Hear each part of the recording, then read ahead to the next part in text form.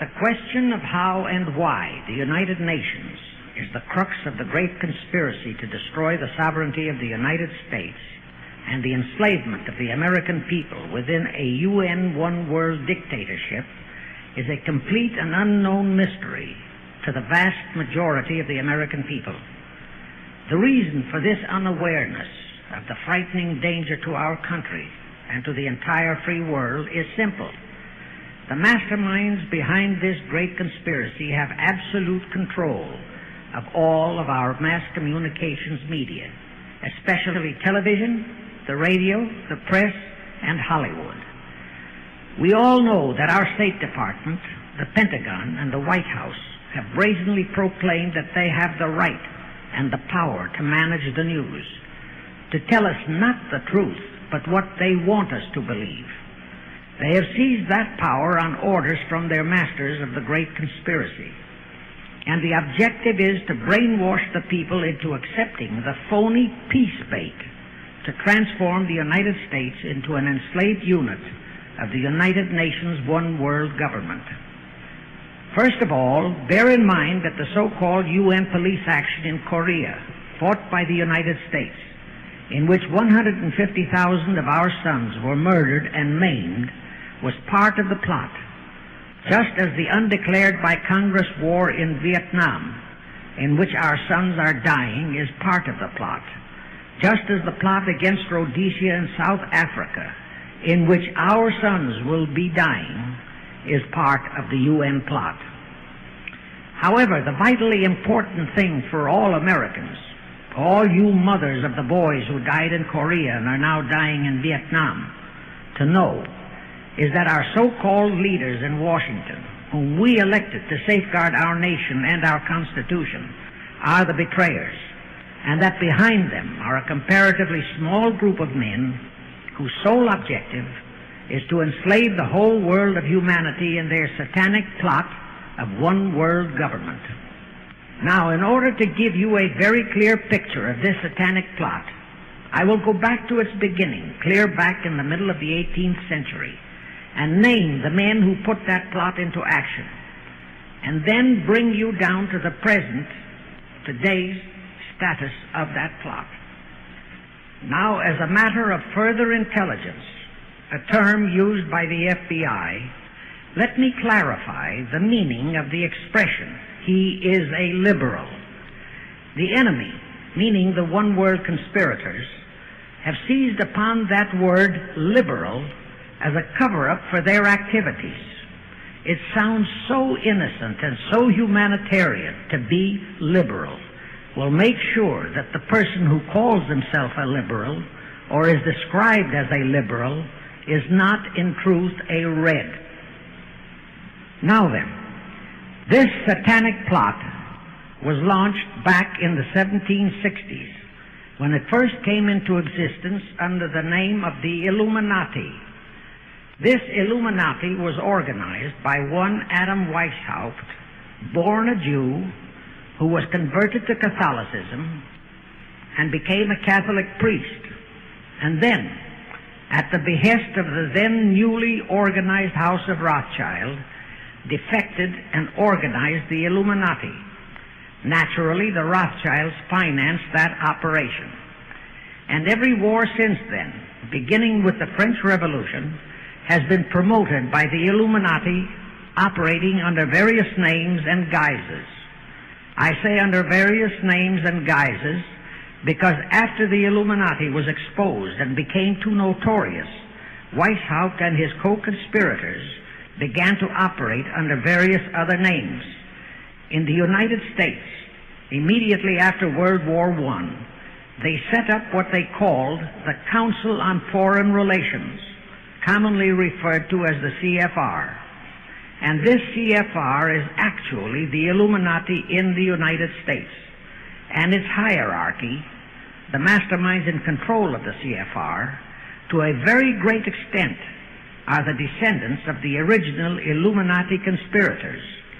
But to conceal that fact, most of them changed their original family names to American-sounding names. For example, the true name of the Dillons Clarence and Douglas Dillon, once Secretary of the U.S. Treasury Department, is Lepowski. I'll come back to all this later. There is a similar establishment of the Illuminati in England, operating under the name of the British Institute of International Affairs. There are similar secret Illuminati organizations in France, Germany, and other nations operating under different names. And all these organizations, including the CFR, continuously set up numerous subsidiary or front organizations that are infiltrated into every phase of the various nations' affairs. But at all times, the operations of these organizations were and are masterminded and controlled by the internationalist bankers, who in turn were and are controlled by the Rothschilds. The details of how they accomplished the setting up of the CFR in the United States, as also in the other nations, are far too voluminous to be described in this dissertation.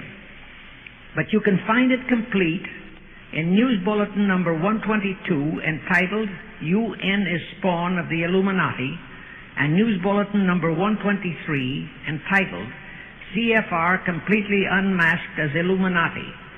Both are published by the Cinema Educational Guild, Post Office Box 46205, Hollywood, California. You can get them for 50 cents per copy by writing to that address. Those news bulletins reveal the names of the original founders of the Illuminati and the Americanized names of their descendants in the present CFR. Now I'll go back to the activities of the original Illuminati conspirators. As revealed in News Bulletin number 122, one branch of the Rothschild family had financed Napoleon.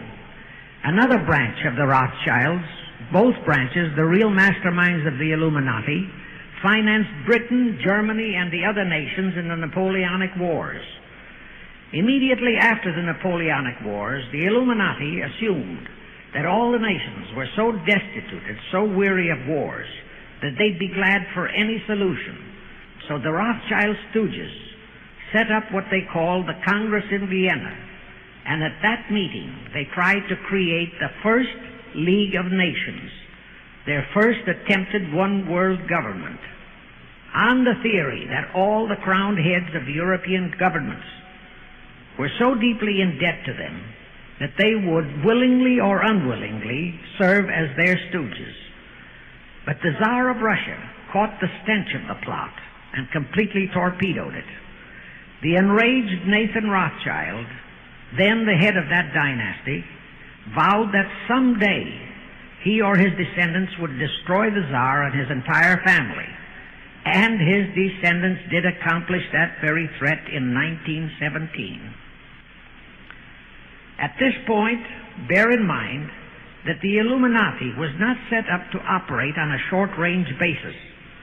Normally, a conspirator of any type enters into a conspiracy with the expectation of achieving his objective during his own lifetime. But that was not the case with the Illuminati. True, they hoped to accomplish their objective during their lifetime. But, paraphrasing The Show Must Go On, the Illuminati operates on the very long-range basis. Whether it will take scores of years or even centuries, they have dedicated their descendants to keep the plot boiling until they hope the conspiracy is achieved. Now let's go back to the birth of the Illuminati.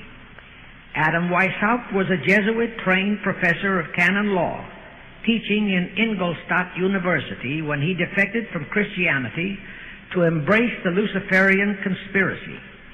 It was in 1770 that the professional moneylenders, the then recently organized House of Rothschild, retained him to revise and modernize the age-old protocols of Zionism, which from the outset was designed to give the synagogue of Satan, so named by Jesus Christ, ultimate world domination, so they could impose the Luciferian ideology upon what would remain of the human race after the final social cataclysm by use of satanic despotism. Weishaupt completed his task May 1st, 1776. Now you know why May 1 is the great day with all communist nations to this very day.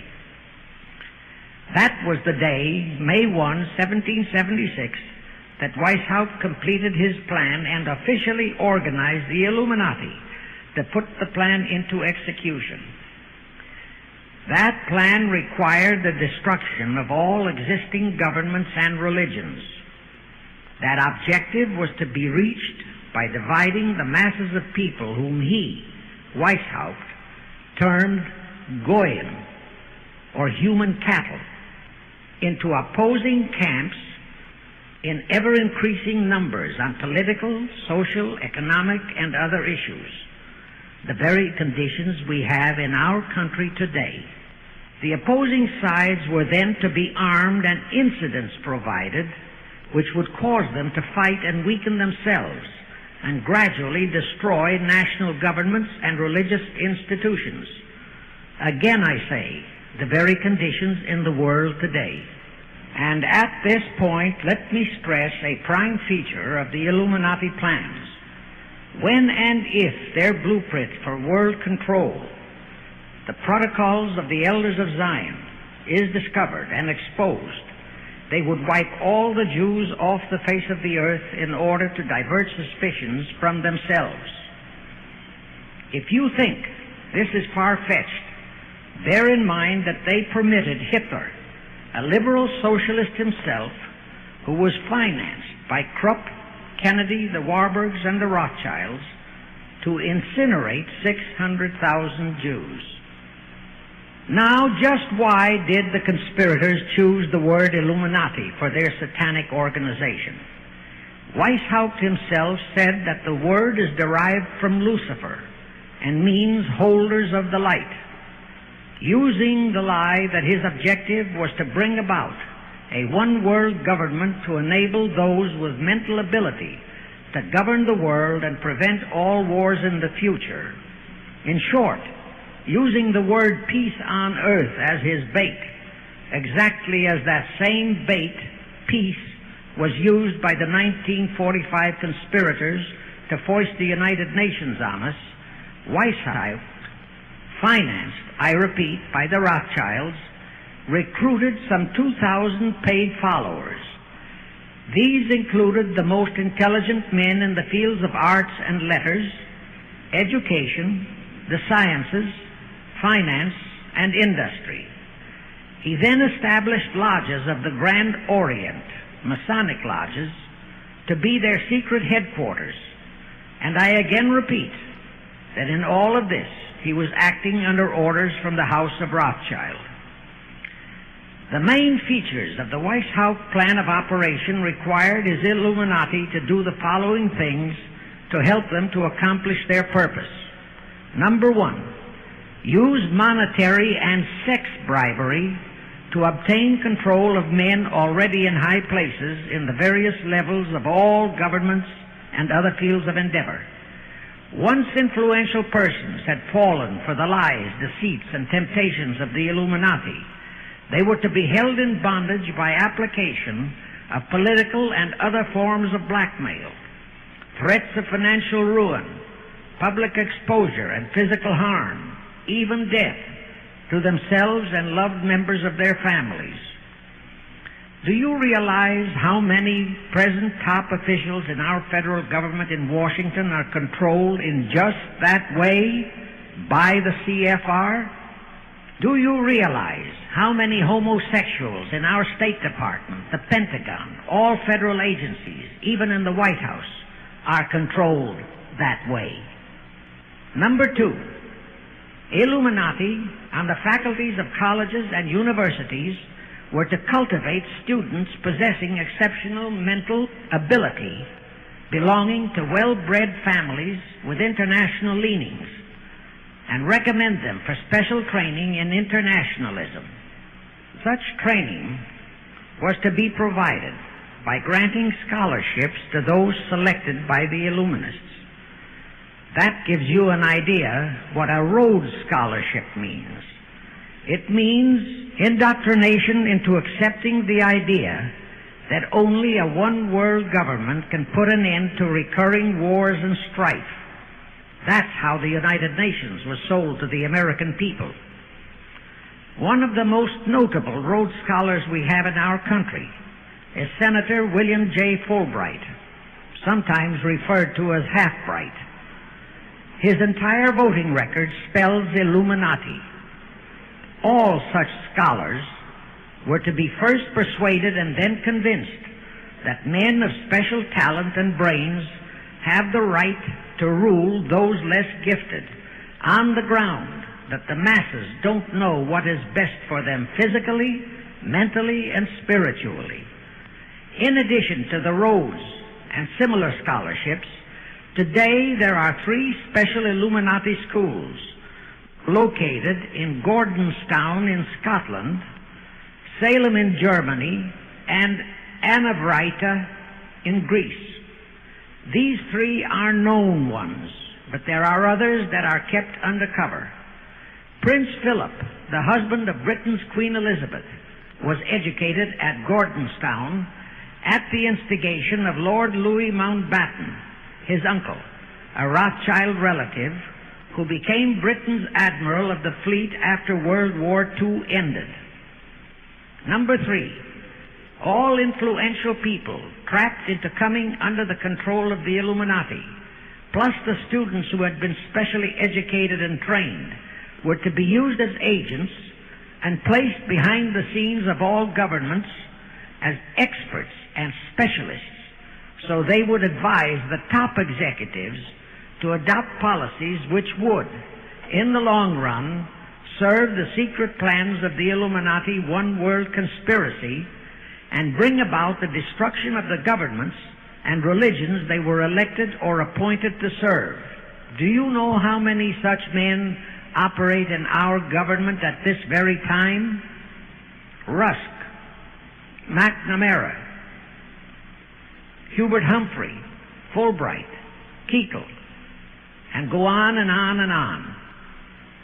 Number 4, perhaps the most vital directive in Weishaupt's plan was to obtain absolute control of the press, at that time the only mass communications media, to distribute information to the public, so that all news and information could be slanted, so that the masses could be convinced that a one-world government is the only solution to our many and varied problems. Now do you know who owns and controls our mass communications media? I'll tell you, practically all the movie lots in Hollywood is owned by the Leymans, Kuhn, Loeb and Company, Goldman Sachs, and other internationalist bankers. All the national radio and TV channels in the nation are owned and controlled by those same internationalist bankers. The same is true of every chain of metropolitan newspapers and magazines, also of the press wire services, such as Associated Press, United Press International, etc. The supposed heads of all those media are merely the fronts for the internationalist bankers, who in turn compose the hierarchy of the CFR, today's Illuminati in America. Now can you understand why the Pentagon's press agent Sylvester so brazenly proclaimed that the government has the right to lie to the people? What he really meant was that our CFR-controlled government had the power to lie to and be believed by the brainwashed American people. And let's again go back to the first days of the Illuminati. Because Britain and France were the 2 greatest world powers in the late years of the 18th century, Weishaupt ordered the Illuminati to foment the colonial wars, including our Revolutionary War, to weaken the British Empire and organize the French Revolution to destroy the French Empire. He scheduled the French Revolution to start in 1789. However, in 1784, a true act of God placed the Bavarian government in possession of evidence which proved the existence of the Illuminati, and that evidence could have saved France if they, the French government, hadn't refused to believe it. Here is how that act of God happened. It was in 1874 that Weishaupt issued his orders for the French Revolution. A German writer named Zwack put it into book form. It contained the entire Illuminati story and Weishaupt's plans. A copy of this book was sent to the Illuminists in France, headed by Robespierre, whom Weishaupt had delegated to foment the French Revolution. The courier was struck and killed by lightning as he rode through Ralston on his way from Frankfurt to Paris. The police found the subversive documents on his body and turned them over to the proper authorities. After careful study of the plot, the Bavarian government ordered the police to raid Weishaupt's newly organized lodges of the Grand Orient and the homes of his most influential associates. All additional evidence thus discovered convinced the authorities the documents were genuine copies of the conspiracy by which the Illuminati planned to use wars and revolutions to bring about the establishment of a one-world government, the powers of which they, headed by the Rothschilds, intended to usurp as soon as it was established. Exactly in line with the United Nations plot of today. In 1785, the Bavarian government outlawed the Illuminati and closed the lodges of the Grand Orient. In 1786, they published all the details of the conspiracy. The English title of that publication is The Original Writings of the Order and Sect of the Illuminati. Copies of the entire conspiracy were sent to all the heads of church and state in Europe. But the power of the Illuminati, which was actually the power of the Rothschilds, was so great that this warning was ignored. Nevertheless, Illuminati became a dirty word, and it went underground. At the same time, Weishaupt ordered Illuminists to infiltrate into the lodges of Blue Masonry and form their own secret societies within all secret societies. Only Masons who proved themselves internationalists and those whose conduct proved they had defected from God were initiated into the Illuminati. Thenceforth, the conspirators donned the cloak of philanthropy and humanitarianism to conceal their revolutionary and subversive activities. In order to infiltrate into Masonic lodges in Britain, Weishaupt invited John Robison over to Europe. Robison was a high-degree Mason in the Scottish Rite. He was a professor of natural philosophy at Edinburgh University and secretary of the Royal Society of Edinburgh. Robison did not fall for the lie that the objective of the Illuminati was to create a benevolent dictatorship, but he kept his reactions to himself so well that he was entrusted with a copy of Weishaupt's revised conspiracy for study and safekeeping.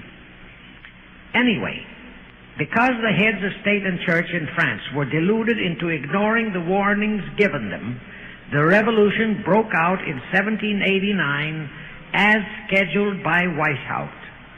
In order to alert other governments to their danger, in 1798 Robison published a book entitled Proof of a Conspiracy to Destroy All Governments and Religions. But his warnings were ignored, exactly as our American people have been ignoring all warnings about the United Nations and the Council on Foreign Relations, the CFR. Now here is something that will stun and very likely outrage many who hear this. But there is documentary proof that our own Thomas Jefferson and Alexander Hamilton became students of Weishaupt's. Jefferson was one of Weishaupt's strongest defenders when he was outlawed by his government. And it was Jefferson who infiltrated the Illuminati into the then newly organized lodges of the Scottish Rite in New England. Here is the proof. In 1789, John Robison warned all Masonic leaders in America that the Illuminati had infiltrated into their lodges. And on July 19, 1789, David Papin, president of Harvard University, issued the same warning to the graduating class and lectured them on the influence Illuminism was acquiring on American politics and religion. And to top it off, John Quincy Adams, who had organized the New England Masonic Lodges, issued his warnings. He wrote 3 letters to Colonel William L. Stone, a top Mason, in which he exposed how Jefferson was using Masonic lodges for subversive, Illuministic purposes. Those 3 letters are at this very time in Wittenberg Square Library in Philadelphia.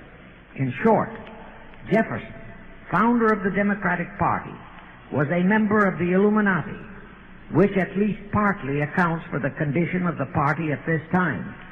And through infiltrations of the Republican Party, we have exactly nothing of loyal Americanism today. That disastrous rebuff at the Congress at Vienna, created by the Tsar of Russia, did not by any means destroy the Illuminati conspiracy. It merely forced them to adopt a new strategy. Realizing that the one-world idea was, for the moment, killed, the Rothschilds decided that to keep the plot alive, they'd have to do it by heightening their control of the money systems of the European nations. Earlier, by a ruse, the outcome of the Battle of Waterloo had been falsified. Rothschild had spread a story that Napoleon had won that battle. That had precipitated a terrific panic on the stock market in England. All stocks had plummeted down to practically zero, and Nathan Rothschild bought all the stocks for virtually a penny on its dollar values. That gave him complete control of the economy of Britain and virtually of all Europe. So immediately after that Congress in Vienna had boomeranged, Rothschild forced Britain to set up a new Bank of England, which he absolutely controlled. Exactly as later, through Jacob Schiff, he engineered our own Federal Reserve Act, which gave the House of Rothschild a secret control of the economy in the United States. But now for a moment, let's dwell on the activities of the Illuminati in the United States. In 1826, one Captain William Morgan decided it was his duty to inform all Masons and the general public what the full truth was regarding the Illuminati, their secret plans and intended objectives. Also reveal the identities of the masterminds of the conspiracy. The Illuminati promptly tried Morgan in absentia and convicted him of treason. They ordered one Richard Howard, an English Illuminist, to carry out their sentence of execution as a traitor. Morgan was warned and he tried to escape to Canada, but Howard caught up with him near the border, near the Niagara Gorge, to be exact, where he murdered him. This was verified in a sworn statement made in New York by one Avery Allen to the effect that he heard Howard render his report of the execution to a meeting of Knights Templars in St. John's Hall, New York. He also told how arrangements had been made to ship Howard back to England. That Allen affidavit is on record in New York City archives. Very few Masons and very few of the general public know that general disapproval over that incident of murder caused approximately half of all the Masons in the northern jurisdiction of the United States to secede. Copies of the minutes of the meeting held to discuss that matter are still in existence in safe hands, and that all that secrecy emphasizes the power of the masterminds of the Illuminati to prevent such terrible events of history from being taught in our schools. In the early 1850s, the Illuminati held a secret meeting in New York, which was addressed by a British Illuminist named Wright. Those in attendance were told that the Illuminati was organizing to unite the nihilist and atheist groups with all other subversive groups into an international to be known as communists. That was when the word communist first came into being, and it was intended to be the supreme weapon and scare word to terrify the whole world and drive the terrorized peoples into the Illuminati one world scheme. This scheme, communism, was to be used to enable the Illuminati to foment future wars and revolutions. Clinton Roosevelt, a direct ancestor of Franklin Roosevelt, Horace Greeley and Charles Dana, foremost newspaper publishers of that time, were appointed to head a committee to raise funds for the new venture. Of course, most of the funds were provided by the Rothschilds. And this fund was used to finance Karl Marx and Engels when they wrote Das Kapital and the Communist Manifesto in Soho, England. And this clearly reveals that communism is not a so-called ideology, but a secret weapon, a bogeyman word to serve the purpose of the Illuminati. Weishaupt died in 1830, but prior to his death he prepared a revised version of the age-old conspiracy, the Illuminati, which under various aliases was to organize, finance, direct, and control all international organizations and groups by working their agents into executive positions at the top.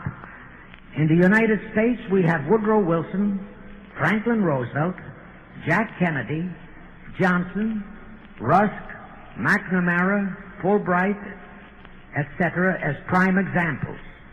In addition, while Karl Marx was writing the Communist Manifesto under the direction of one group of Illuminists, Professor Karl Ritter of Frankfurt University was writing the antithesis under direction of another group.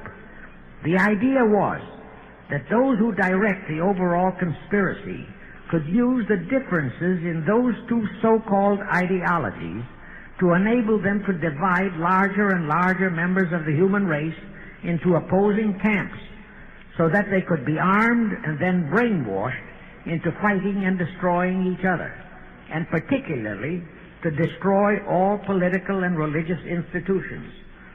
The work Ritter started was continued after his death and completed by the German so-called philosopher Friedrich Wilhelm Nietzsche, who founded Nietzscheism. This Nietzscheism was later developed into fascism and then into Nazism and was used to foment World Wars I and II.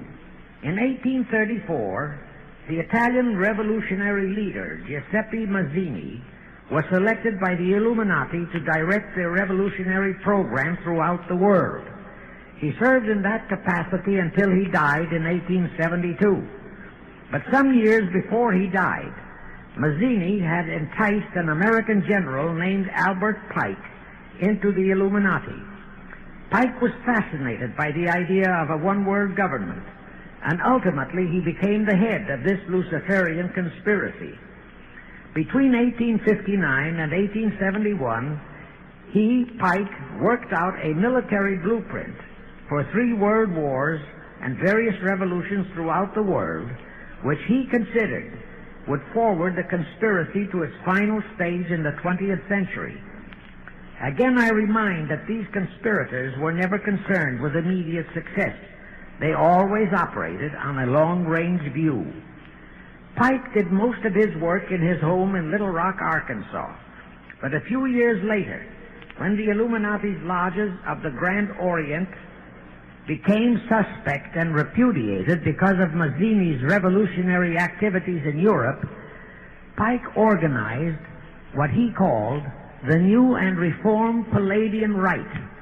He set up 3 supreme councils, one in Charleston, South Carolina, one in Rome, Italy, and the 3rd in Berlin, Germany. He had Mazzini establish 23 subordinate councils in strategic locations throughout the world. These have been the secret headquarters of the world revolutionary movement ever since. Long before Marconi invented radio, the scientists in the Illuminati had found the means for Pike and the heads of his councils to communicate secretly. It was the discovery of that secret that enabled intelligence officers to understand how apparently unrelated incidents, one such as the assassination of an Austrian prince at Sarajevo, took place simultaneously throughout the world, which developed into a war or a revolution. Pike's plan was as simple as it has proved effective. It called for communism, Nazism, political Zionism, and other international movements be organized and used to foment 3 global world wars and at least 2 major revolutions. The First World War was to be fought so as to enable the Illuminati to destroy Tsarism in Russia, as vowed by Rothschild after the Tsar had torpedoed his scheme at the Congress in Vienna, and to transform Russia into a stronghold of atheistic communism. The differences stirred up by agents of the Illuminati between the British and German empires were to be used to foment this war. After the war would be ended, communism was to be built up and used to destroy other governments and weaken religions. World War II, when and if necessary, was to be fomented by using the controversies between fascists and political Zionists. And here let it be noted that Hitler was financed by Krupp, the Warburgs, the Rothschilds, and other internationalist bankers, and that the slaughter of the supposed 600,000 Jews by Hitler didn't bother the Jewish internationalist bankers at all. That slaughter was necessary in order to create worldwide hatred of the German people and thus bring about the war against them. In short, this Second World War was to be fought to destroy Nazism and to increase the power of political Zionism so that the State of Israel could be established in Palestine. During this World War II, international communism was to be built up until it equaled in strength that of united Christendom. When it reached that point, it was to be contained and kept in check until required for the final social cataclysm. As we know now, Roosevelt, Churchill, and Stalin put that exact policy into effect, and Truman, Eisenhower, Kennedy, and Johnson continued that same exact policy. World War III is to be fomented by using the so-called controversies the agents of the Illuminati, operating under whatever new name, are now stirring up between the political Zionists and the leaders of the Muslim world. That war is to be directed in such a manner that all of Islam and political Zionism, Israel, will destroy each other, while at the same time the remaining nations, once more divided on this issue, will be forced to fight themselves into a state of complete exhaustion, physically, mentally, spiritually, and economically. Now, can any thinking person doubt that the intrigue now going on in the Near, Middle, and Far East is designed to accomplish that satanic objective? Pike himself foretold all this in a statement he made to Mazzini on August 15, 1871. Pike stated that after World War III is ended, those who will inspire to undisputed world domination will provoke the greatest social cataclysm the world has ever known. Quoting his own words, taken from the letter he wrote to Mazzini, and which letter is now catalogued in the British Museum in London, England, he said, "We shall unleash the nihilists and the atheists, and we shall provoke a great social cataclysm which in all its horror will show clearly to all nations the effect of absolute atheism, the origin of savagery and of most bloody turmoil.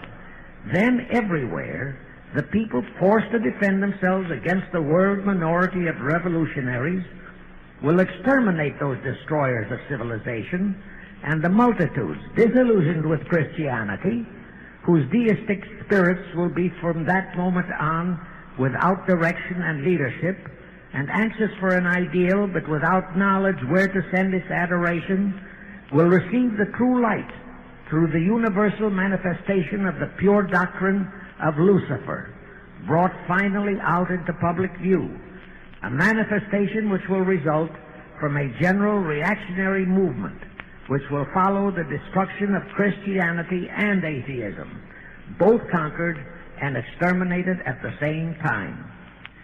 When Mazzini died in 1872, Pike made another Italian revolutionary leader named Adrian Lemmy his successor. Lemmy, in turn, was succeeded by Lenin and Trotsky, then by Stalin. The revolutionary activities of all those men were financed by British, French, German, and American international bankers, all of them dominated by the House of Rothschild. We are supposed to believe that the international bankers of today, like the money changers of Christ's day, are only the tools or agents of the great conspiracy, but actually they are the masterminds behind all of it.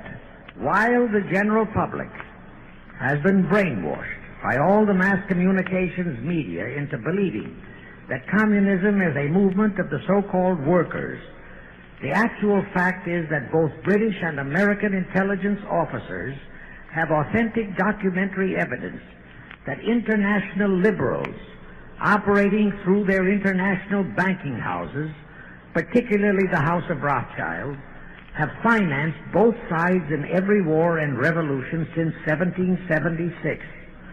Those who today comprise the conspiracy, the CFR in the United States, direct our governments, whom they hold in usury through such methods as the Federal Reserve System in America, to fight wars such as Vietnam, created by the United Nations, so as to further Pike's Illuminati plans to bring the world to that stage of the conspiracy when atheistic communism and the whole of Christianity can be forced into an all-out Third World War within each remaining nation, as well as on an international scale.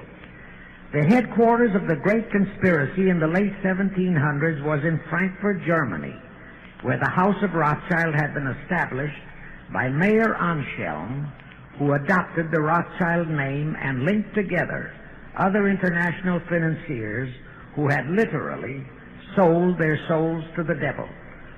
After the Bavarian government's exposure in 1786, the conspirators moved their headquarters to Switzerland, then to London. Since World War II, after Jacob Schiff, the Rothschild's boy in America, died, the headquarters of the American branch has been in the Harold Pratt Building, New York, and the Rockefellers, originally protégés of Schiff, have taken over the manipulation of finances in America for the Illuminati. In the final phases of the conspiracy, the one-world government will consist of the king dictator, head of the United Nations, the CFR, and a few billionaires, economists, and scientists who have proved their devotion to the great conspiracy.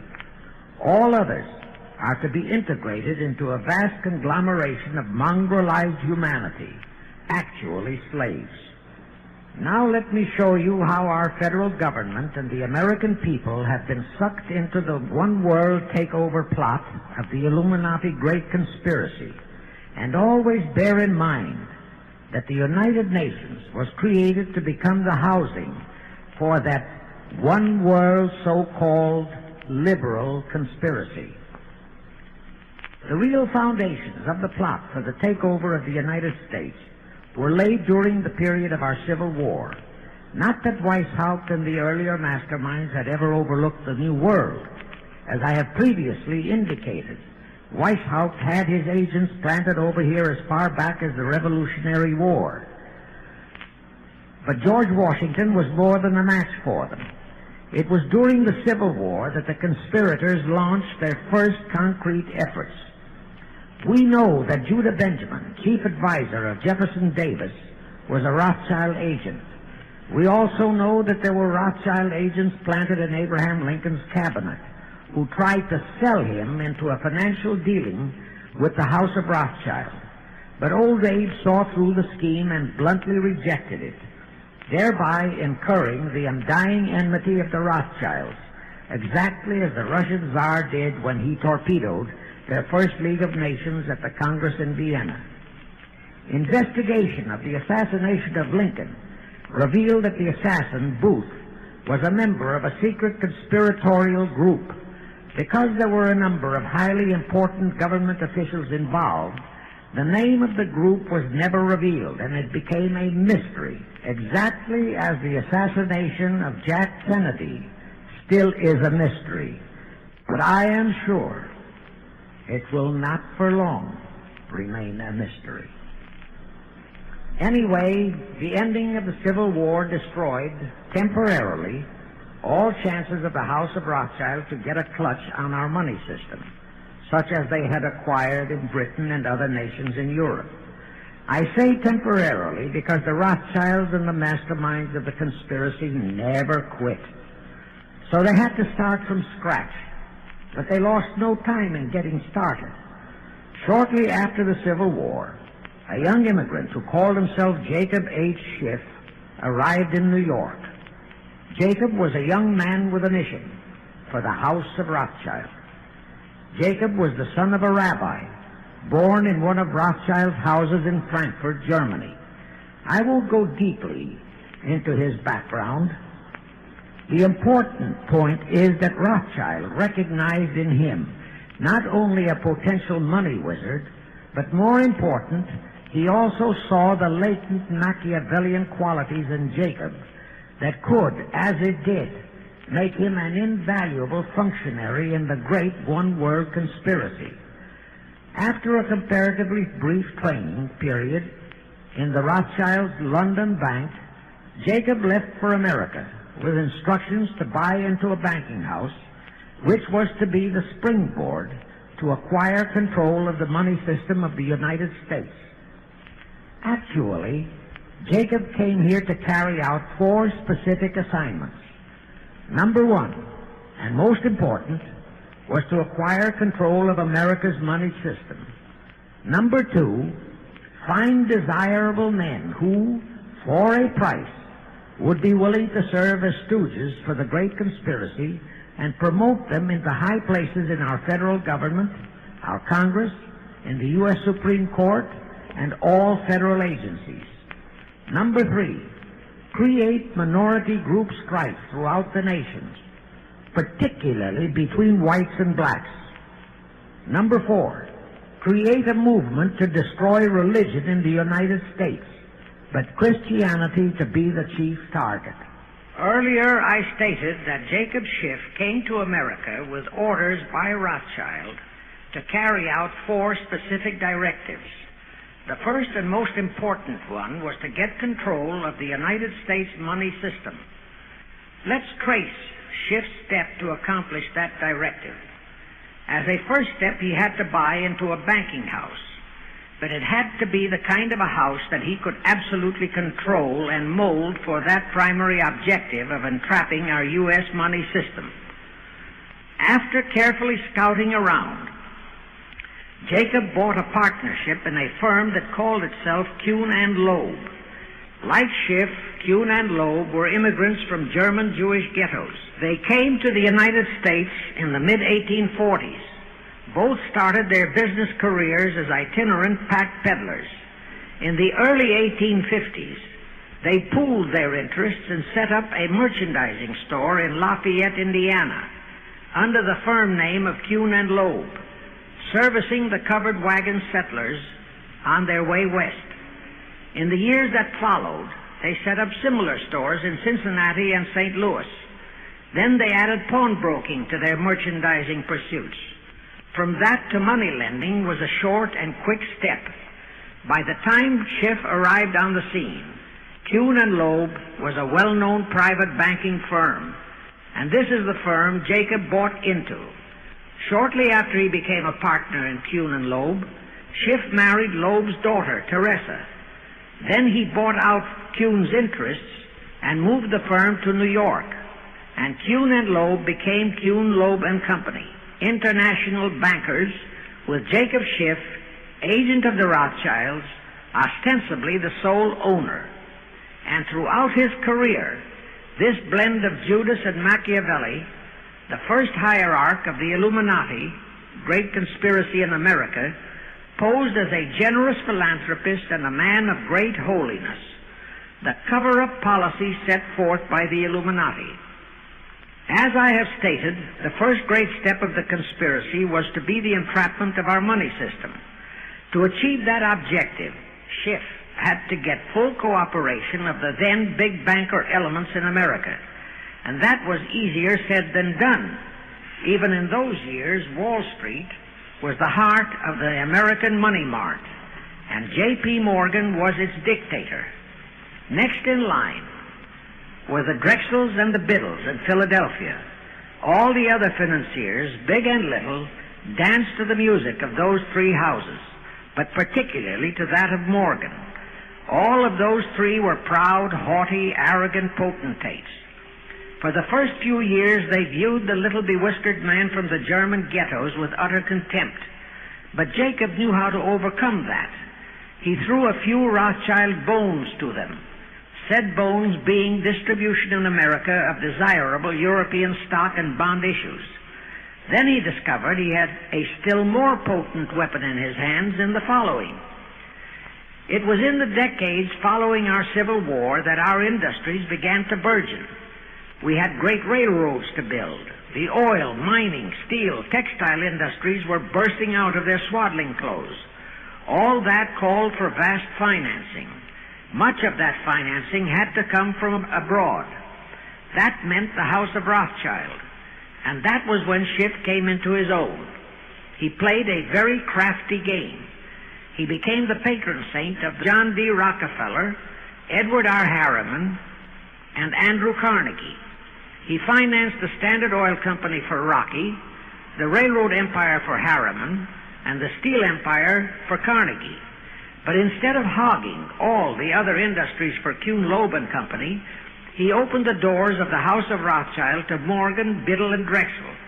In turn, Rothschild arranged the setting up of London, Paris, European, and other branches for those three, but always in partnerships with Rothschild subordinates.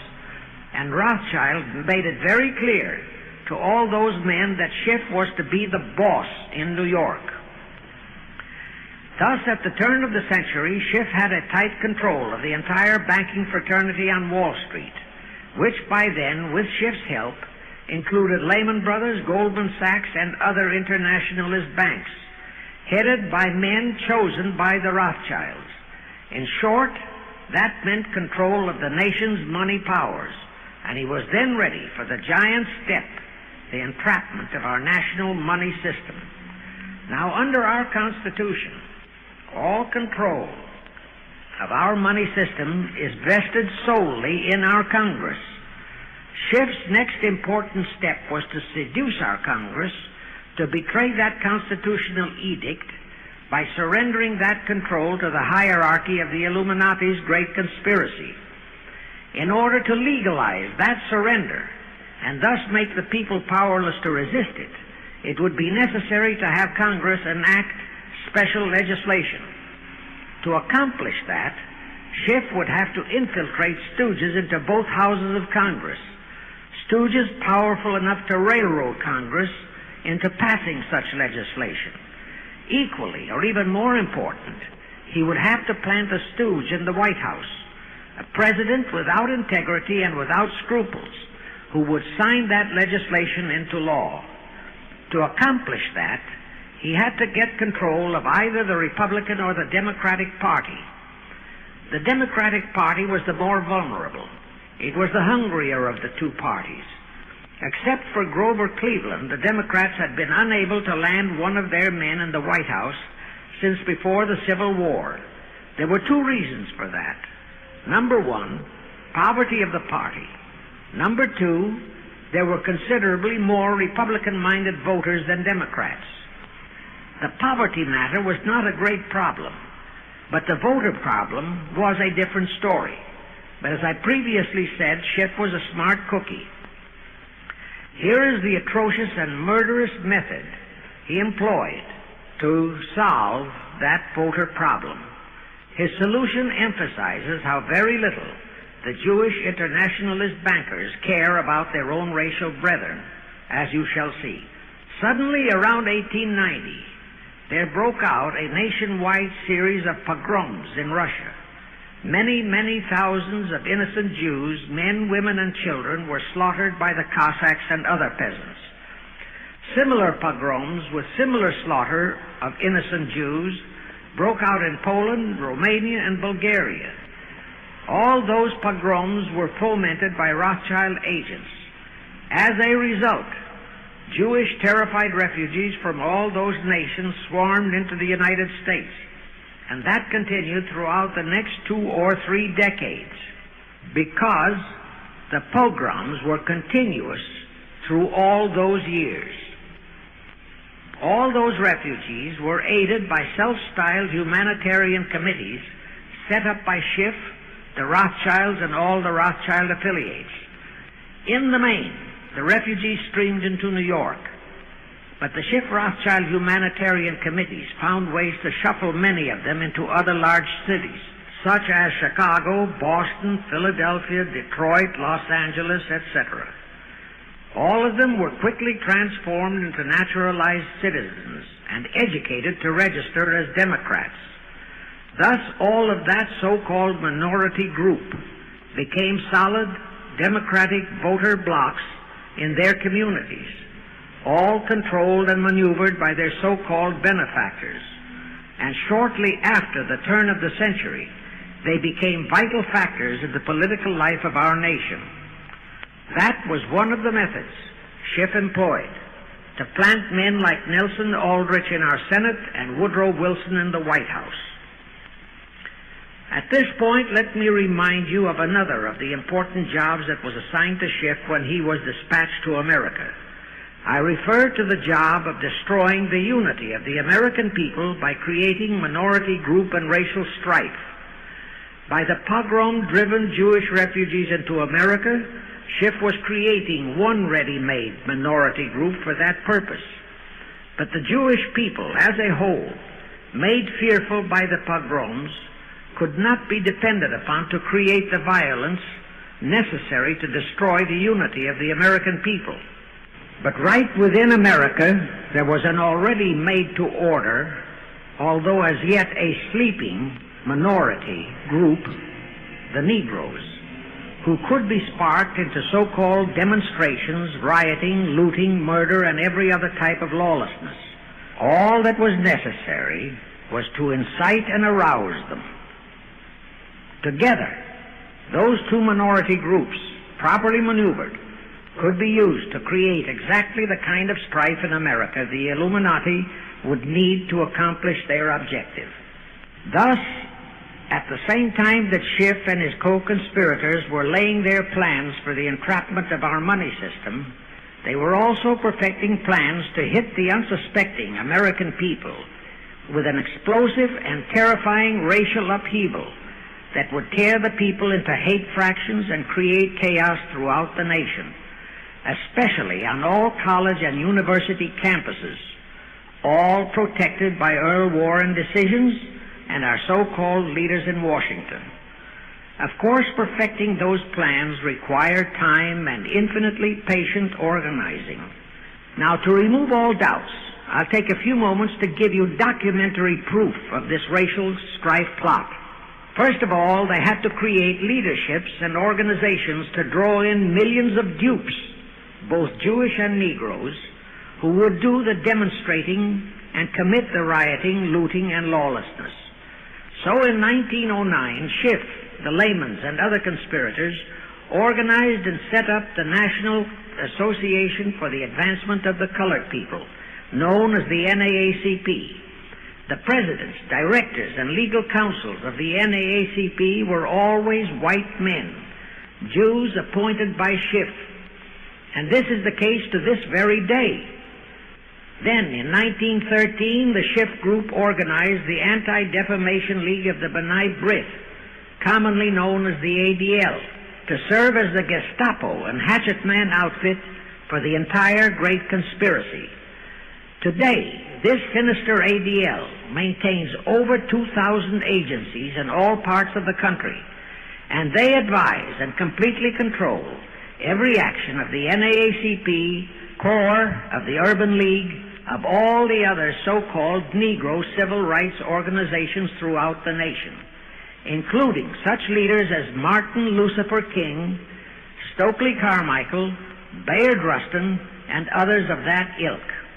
In addition, the ADL acquired absolute control of the advertising budgets of many department stores, hotel chains, and TV and radio industrialist sponsors, also advertising agencies, in order to control practically all the mass communications media and force every loyal newspaper to slant and falsify the news, and to further incite and at the same time create sympathy for the lawlessness and violence of the Negro mobs. Here is documentary proof of the beginning of their deliberate plot to foment the Negroes into all their lawlessness. Around 1910, one Israel Zangwill wrote a play entitled The Melting Pot.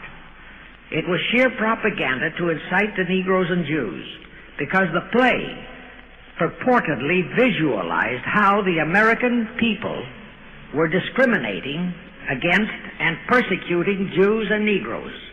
At that time, nobody seemed to realize that it was a propaganda play. It was that cleverly written. The propaganda was well wrapped up in the truly great entertainment in the play, and it was a big Broadway hit. Now, in those years, the legendary Diamond Jim Brady used to throw a banquet at the famous Delmonico restaurant in New York after the opening performance of a popular play. He threw such a party for the cast of The Melting Pot, its author, producer, and chosen Broadway celebrities. By then, I'd already made a personal mark on the Broadway theater and was invited to that party. There I met George Bernard Shaw and a Jewish writer named Israel Cohen. Zangwill, Shaw, and Cohen were the triumvirate who created the Fabian Society in England and had worked closely with a Frankfurt Jew named Mordecai, who had changed his name to Karl Marx. But remember, at that time, both Marxism and communism were just emerging, and nobody paid much attention to either, and nobody suspected the propaganda in the writings of those three really brilliant writers. At that banquet, Israel Cohen told me he was then engaged in writing a book which was to be a follow-up on Zangwill's The Melting Pot. The title of his book was to be A Racial Program for the 20th Century. At that time, I was completely absorbed by my work as a playwright, and significant as that title was, its real objective never dawned on me, nor was I interested in reading the book. But it suddenly hit me with the force of a hydrogen bomb when I received a newspaper clipping of an item published by the Washington, D.C. Evening Star in May 1957. That item was a verbatim reprint of the following excerpt in Israel Cohen's book, A Racial Program for the 20th Century, and it reads as I quote, "We must realize that our party's most powerful weapon is racial tension. By propounding into the consciousness of the dark races that for centuries they have been oppressed by the whites, we can mold them to the program of the Communist Party. In America, we will aim for subtle victory. While inflaming the Negro minority against the whites, we will instill in the whites a guilt complex for their exploitation of the Negroes. We will aid the Negroes to rise to prominence in every walk of life, in the professions and in the world of sports and entertainment. With this prestige, the Negro will be able to intermarry with the whites and begin a process which will deliver America to our cause."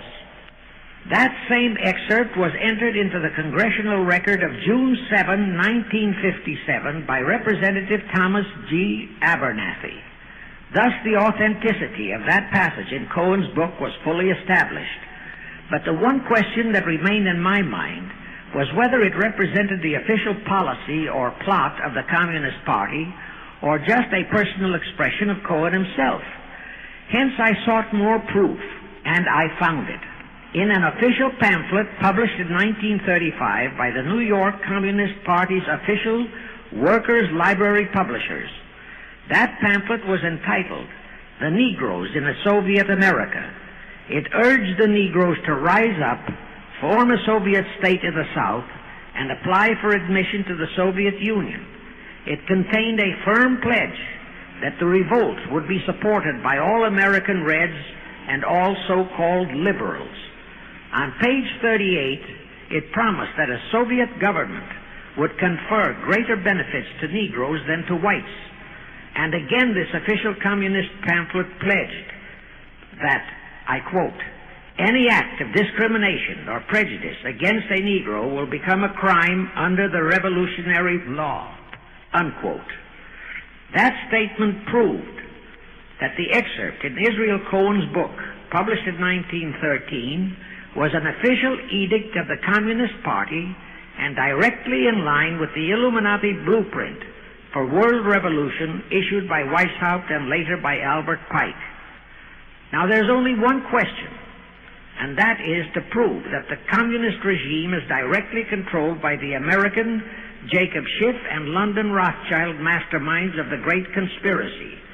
A little later, I will provide that proof that will remove even a remote doubt that the Communist Party, as we know it, was created by those masterminds, capitalists, if you will note, that Schiff, the Warburgs, and the Rothschilds planned and financed the entire Russian Revolution, also the murder of the Tsar and his family, and that Lenin, Trotsky, and Stalin took their orders directly from Schiff and the other capitalists whom they supposedly are fighting.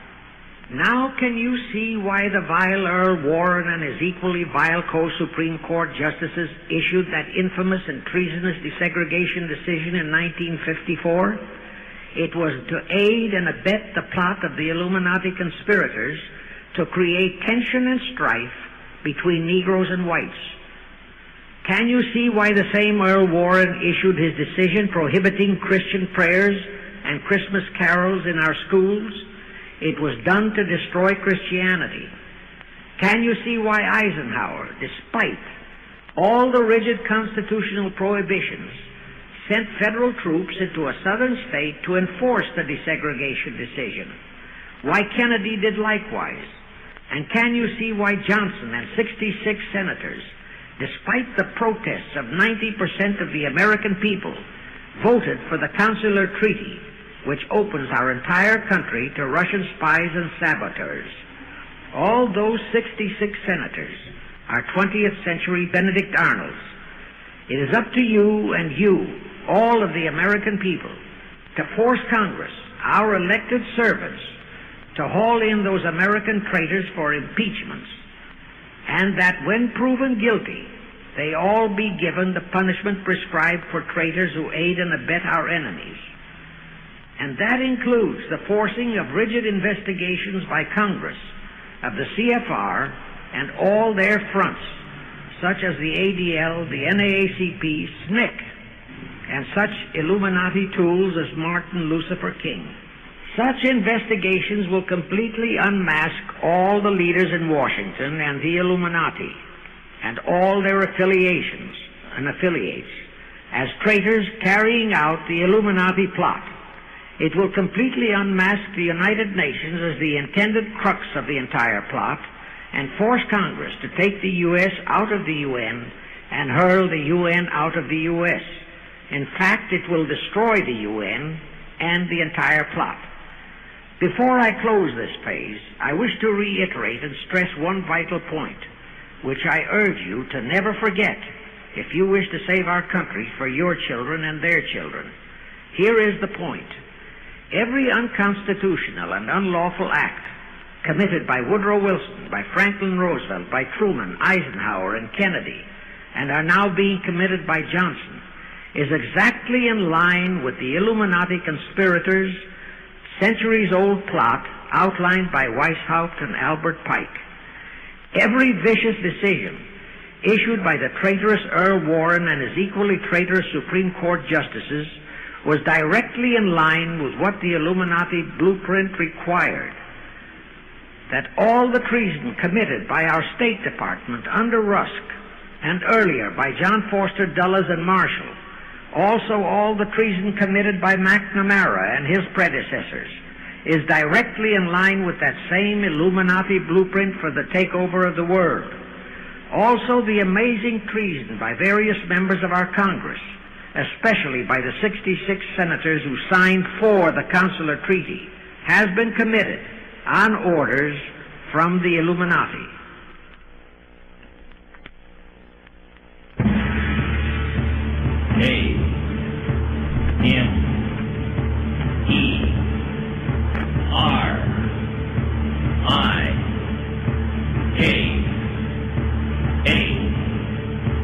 Comrade Clinton is marching us towards the millennium.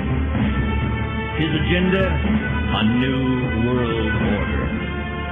He intends to foreclose upon the people and the property of the United States. Ladies and gentlemen, the ideas and facts presented in this three-part broadcast do not necessarily reflect the ideas or beliefs of William Cooper, the Hour of the Time, or our sponsors, Swiss America Trading. If you'd like to get your hands on some real money, it's time to call Swiss America Trading. Remember, throughout the history of the world, precious metals in their various forms have been the only commodity that has maintained its value no matter what. Now, we do not recognize that you jump in any kind of investment to make any kind of a great profit or a killing. Our sole recommendation is to protect your assets against what is sure to come. Pay particular attention to the manipulation of the economy by the Illuminati as outlined in this three-record series, and then do your own research to determine exactly what is true and what is false. We now return you to part 2 in our three-part series entitled The Illuminati, produced by Anthony J. Hilder and narrated by Myron Fagan. Original music and lyrics written, produced, and performed by Evan Sweetwater and Anthony J. Hilder. You can own this three-part broadcast set by sending $33 post-paid. Make checks or money orders out to Annie, A-N-N-I-E, and send to the Intelligence Service, P.O. Box 1420, Sholo, Arizona, 85.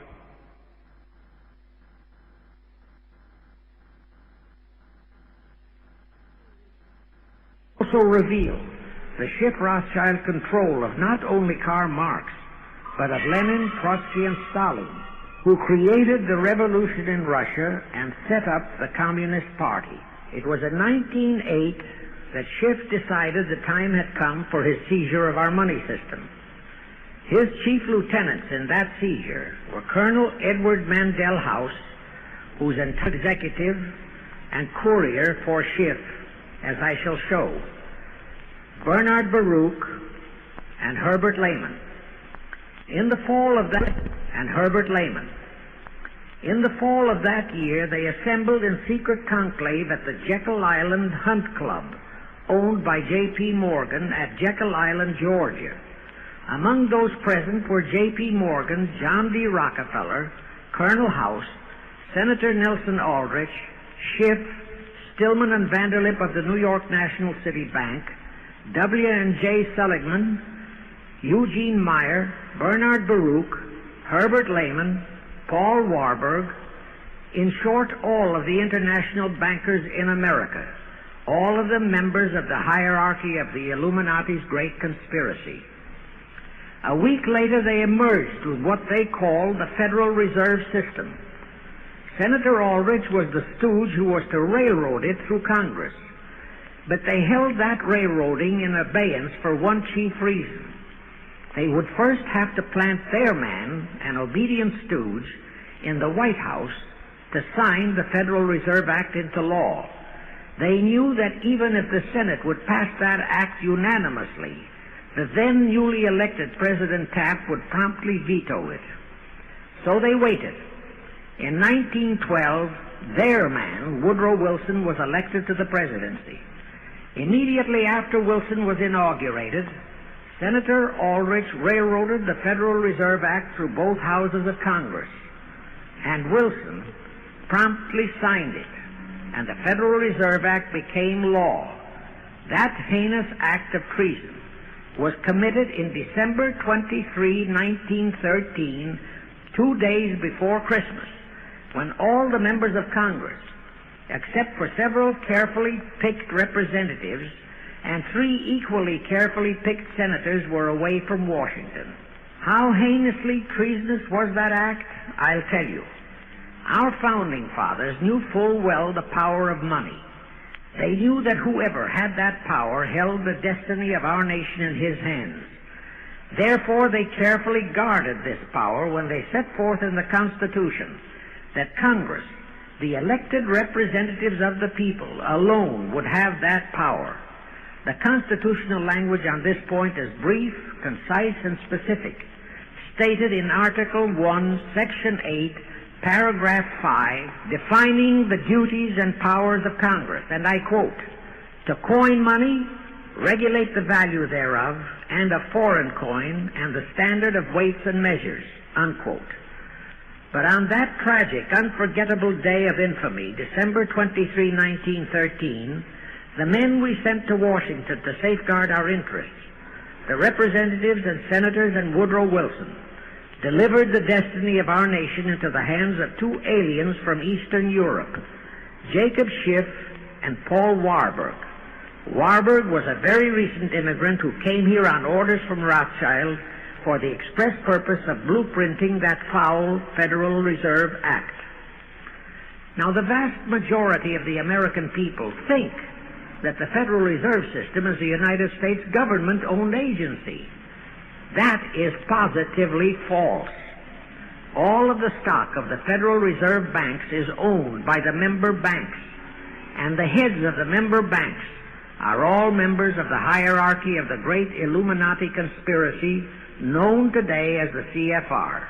The details of that act of treason in which many traitorous so-called Americans participated are far too long for this recording, but all those details are available in a book entitled The Federal Reserve Conspiracy, written by Eustace Mullins. In that book, Mullins tells the entire horrifying story and backs it up with unquestionable documentations. Aside from it being a truly fascinating and shocking story of that great betrayal, every American should read it as a matter of vital intelligence for the time when the whole American people will finally come awake and smash the entire conspiracy. And with God's help, that awakening will surely come. You can get a copy of that book from the publishers, the Christian Educational Association, 530 Chestnut Street, Union, New Jersey. Now, if you think that those aliens and their by accident of birth American co-conspirators would be content with just the control of our money system, you're in for another very sad shock.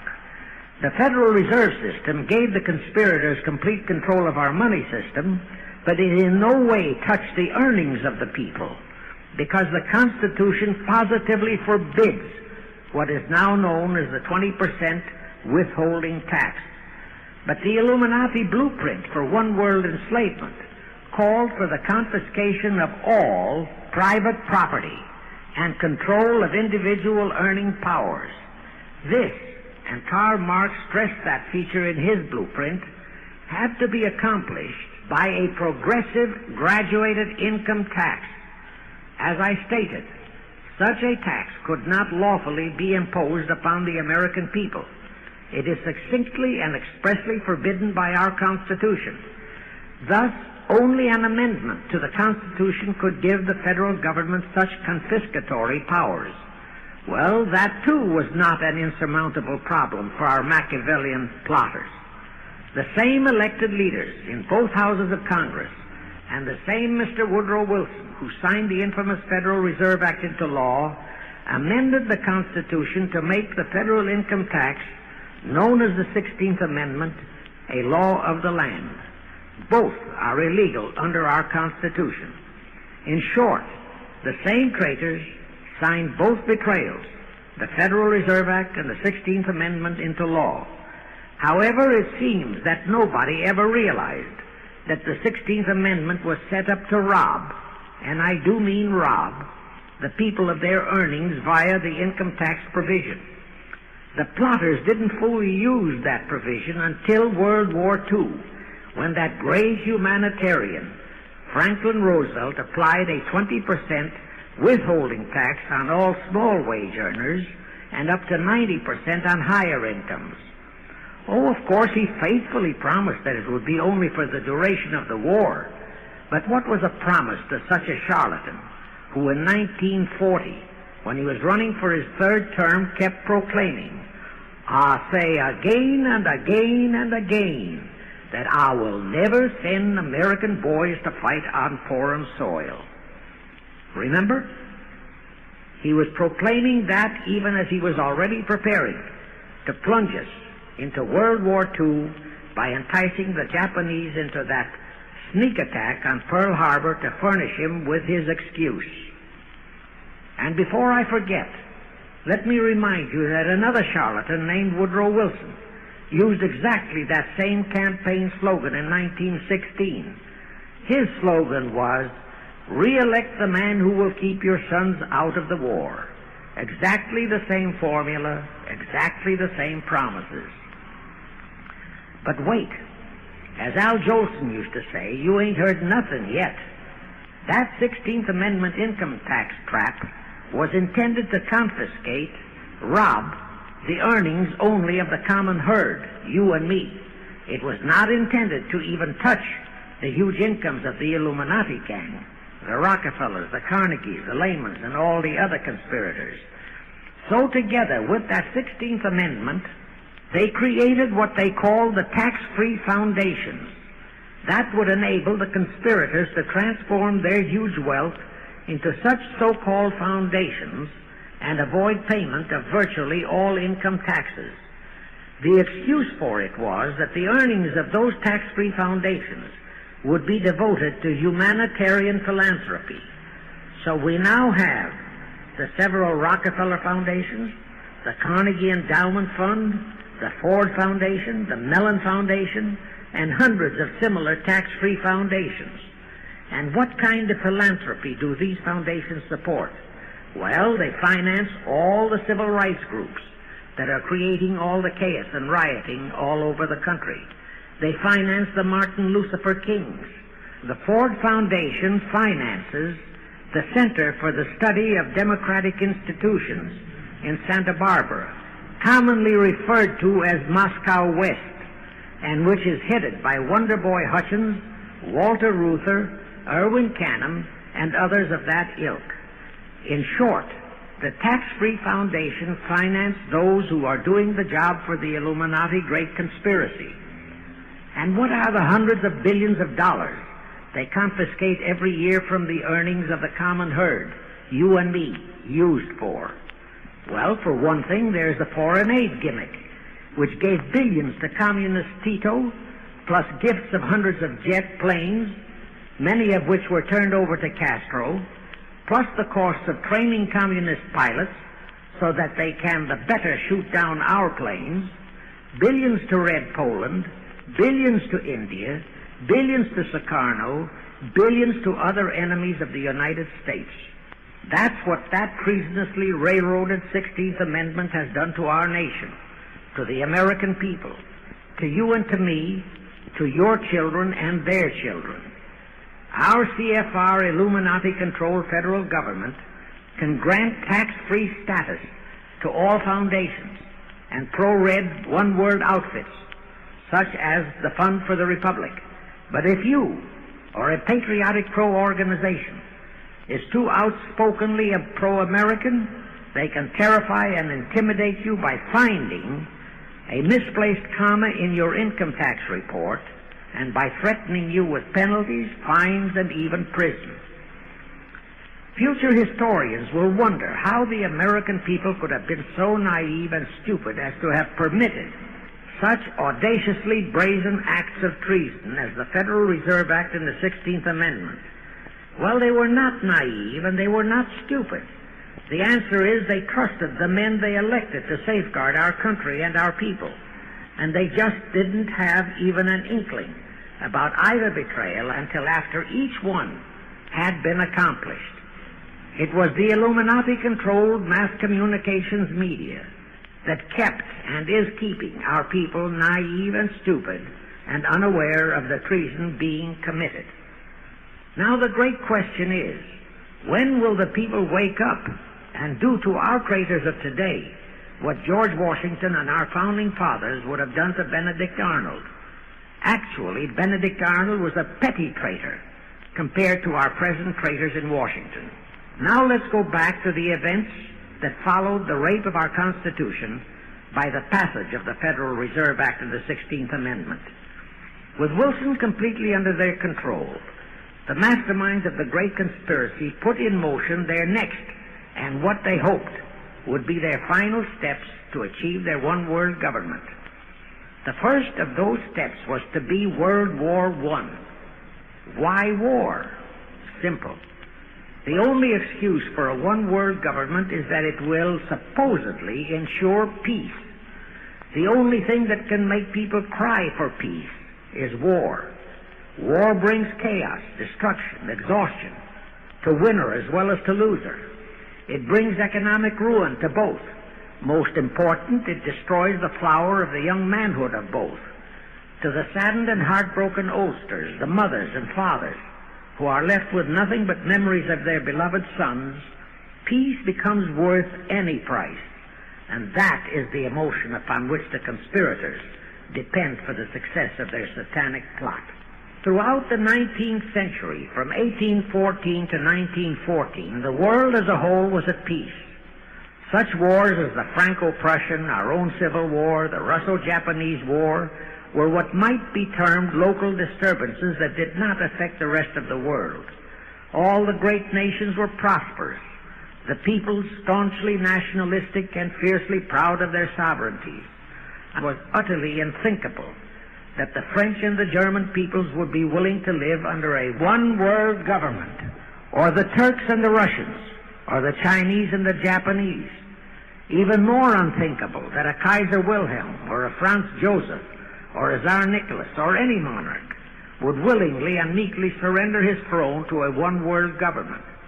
But bear in mind that the peoples in all nations are the real power, and only one thing, war, could make the peoples yearn and clamor for a peace-ensuring one-world government. But it would have to be a frightful and horribly devastating war. It could not be just a local disturbing war between just two nations. It would have to be a world war. No major nation must be left untouched by the horrors and devastation of such a war. The cry for peace must be made universal. Actually, that was the format set by the Illuminati and Nathan Rothschild at the turn of the 19th century. They first maneuvered all of Europe into the Napoleonic Wars. Then the Congress in Vienna, which they, and particularly Rothschild, planned to transform into a League of Nations, which was to have been the housing for their one-world government, exactly as the present United Nations was set up to be the housing for the forthcoming, God forbid, one-world government. Anyway, that was the format the House of Rothschild and Jacob Schiff decided to employ to achieve their objective in 1914. Of course, they knew that that same format had failed in 1814, but they theorized that was only because the Tsar of Russia had torpedoed that scheme. Well, the present 1914 conspirators would eliminate that 1814 fly in the ointment. They'd make sure that after the New World War, they were conspiring, there'd be no Tsar of Russia around to throw monkey wrenches into the machinery. I won't go into how they accomplished this first step to launch a world war. History records that World War I was precipitated by a trivial incident, the kind of incident both Weishaupt and Albert Pike had incorporated in their blueprints. That incident was the assassination of an Austrian archduke, arranged by the Illuminati masterminds. The war followed. It involved Germany, Austria-Hungary, and their allies, so-called the Axis powers, against France, Britain, and Russia, called the Allies. Only the United States was not involved during the first 2 years. By 1917, the conspirators had achieved their primary objective. All of Europe was in a state of destitution. All the peoples were war-weary and crying for peace. And the outcome, too, was all set. It was to come as soon as the United States would be hurled in on the side of the Allies. And that was all set to happen immediately. There could be only one outcome: complete victory for the Allies. To fully confirm my statement, Of course, they knew that that same format had failed in 1814, but they theorized that was only because the Tsar of Russia had torpedoed that scheme. Well, the present 1914 conspirators would eliminate that 1814 fly in the ointment. They'd make sure that after the New World War, they were conspiring there'd be no Tsar of Russia around to throw monkey wrenches into the machinery. I won't go into how they accomplished this first step to launch a world war. History records that World War I was precipitated by a trivial incident, the kind of incident both Weishaupt and Albert Pike had incorporated in their blueprints. That incident was the assassination of an Austrian archduke, arranged by the Illuminati masterminds. The war followed. It involved Germany, Austria-Hungary, and their allies, so-called the Axis powers, against France, Britain, and Russia, called the Allies. Only the United States was not involved during the first 2 years. By 1917, the conspirators had achieved their primary objective. All of Europe was in a state of destitution. All the peoples were war-weary and crying for peace. And the outcome, too, was all set. It was to come as soon as the United States would be hurled in on the side of the Allies. And that was all set to happen immediately after Wilson's re-election. After that, there could be only one outcome: complete victory for the Allies. To fully confirm my statement that long before 1917, the conspiracies headed in America by Jacob Schiff had it all set to hurl the United States into that war, I will cite the proof. When Wilson was campaigning for re-election in 1916, his chief appeal was, "Re-elect the man who will keep your sons out of the war." But during that same campaign, the Republican Party publicly charged that Wilson had long committed himself to throw us into the war. They charged that if he would be defeated, he would accomplish that act during his few remaining months in office. But if re-elected, he would hold off until after re-election.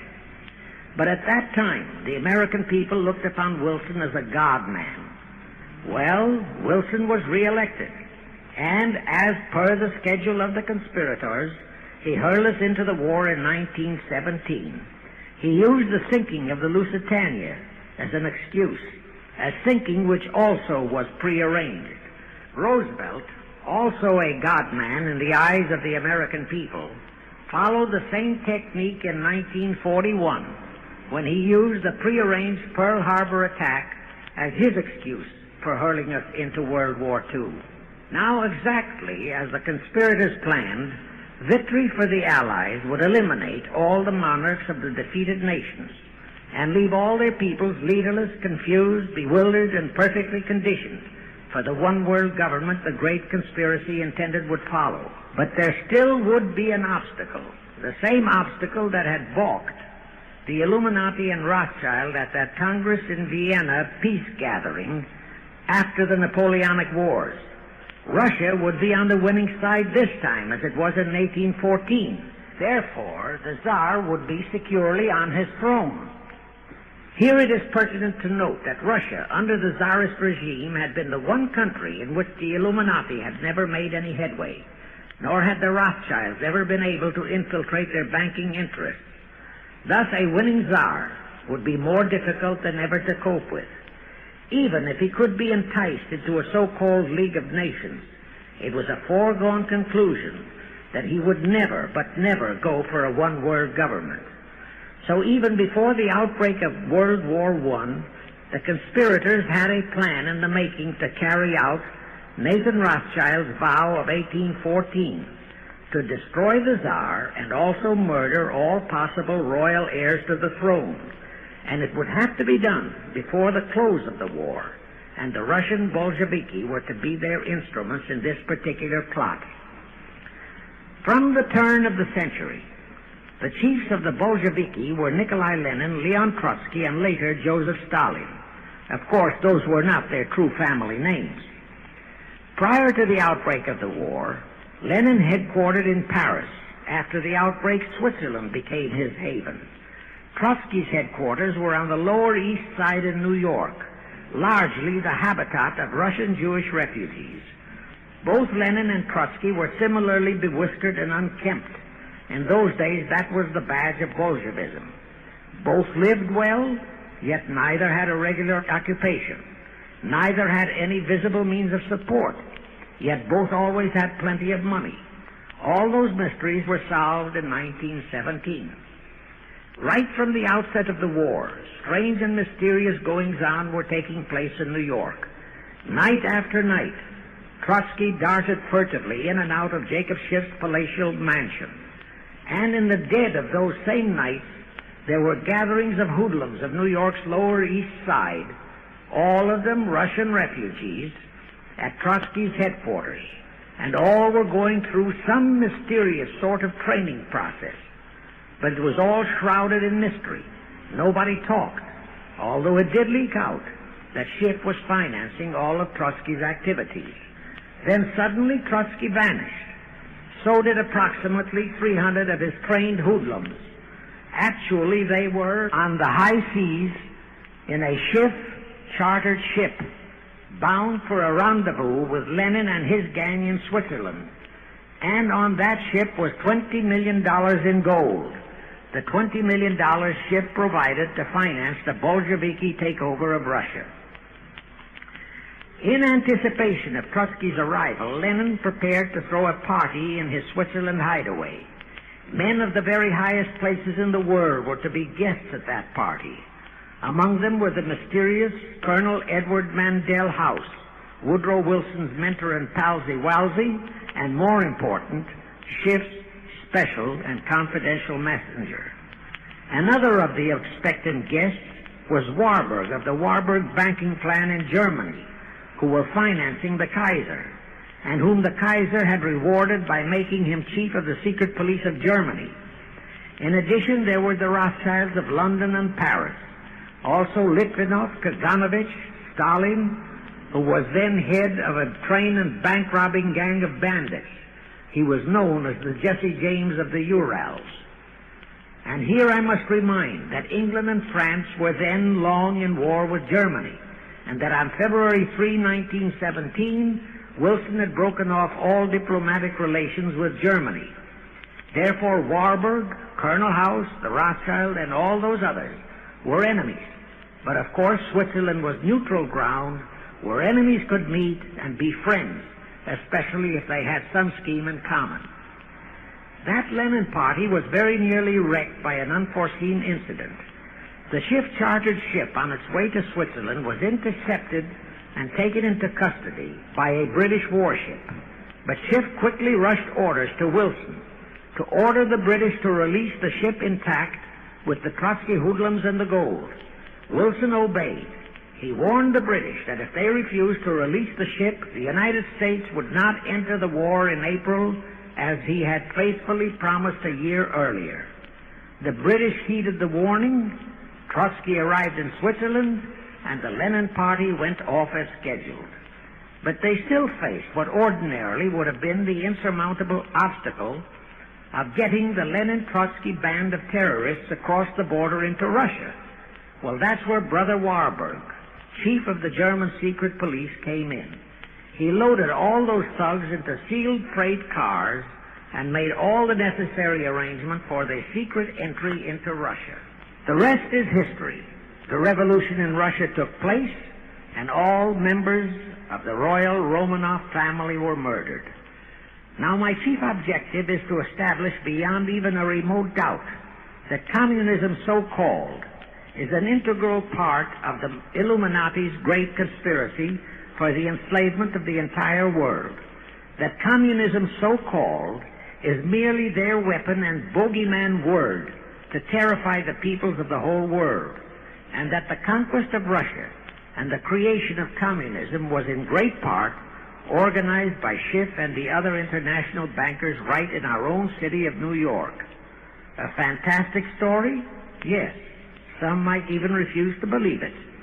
Well, for the benefit of any doubting Thomas, I will prove it by reminding that just a few years ago, Charlie Knickerbocker, a Hearst newspaper columnist, published an interview with John Schiff, grandson of Jacob, in which young Schiff confirmed the entire story and named the figure old Jacob contributed, $20 million.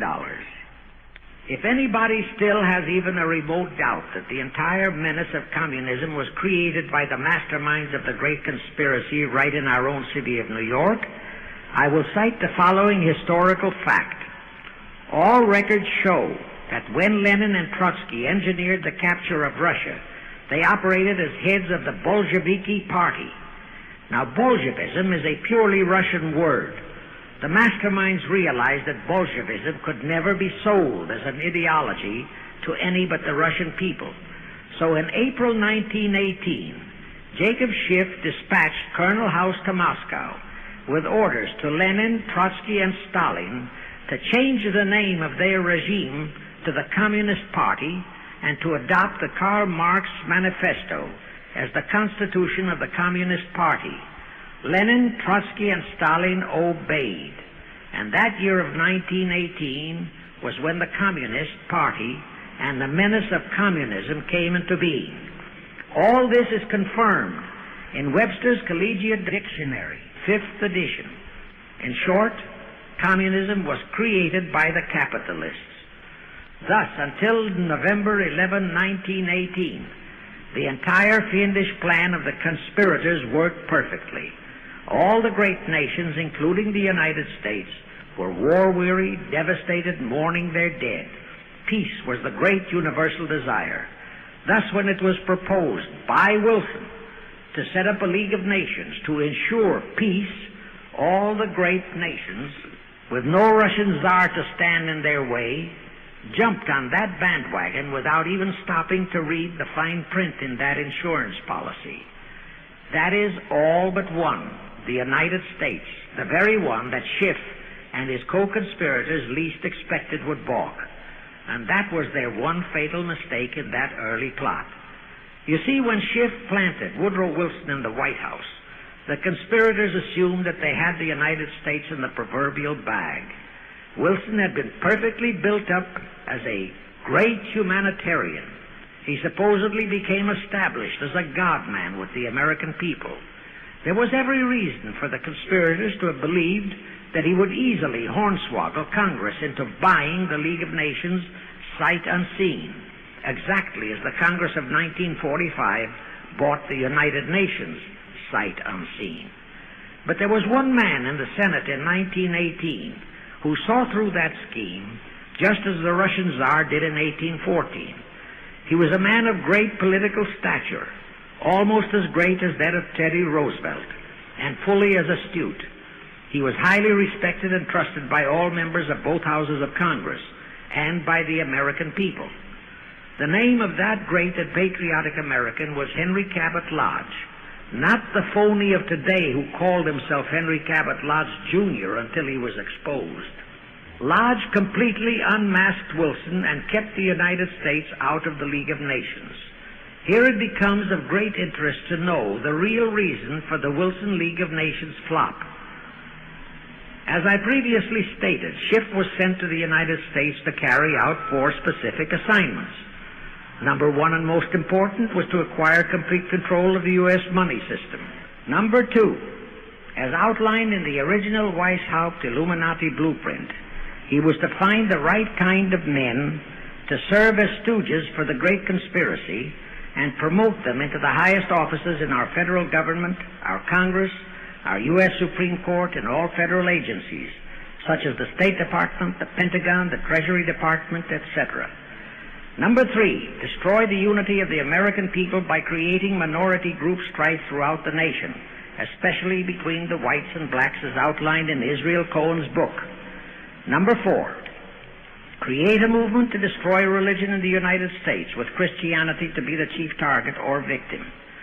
In addition, he was strongly reminded of the imperative directive in the Illuminati blueprint to achieve full control of all mass communications media, to be used to brainwash the people into believing and accepting all of the maneuverings of the great conspiracy. Schiff was warned that only control of the press, at that time our only mass communications media, would enable him to destroy the unity of the American people. Now then, Schiff and his co-conspirators did set up the NAACP, the National Association for the Advancement of the Colored People, in 1909. And in 1913 he set up the Anti-Defamation League of the B'nai B'rith. Both were to create the necessary strife.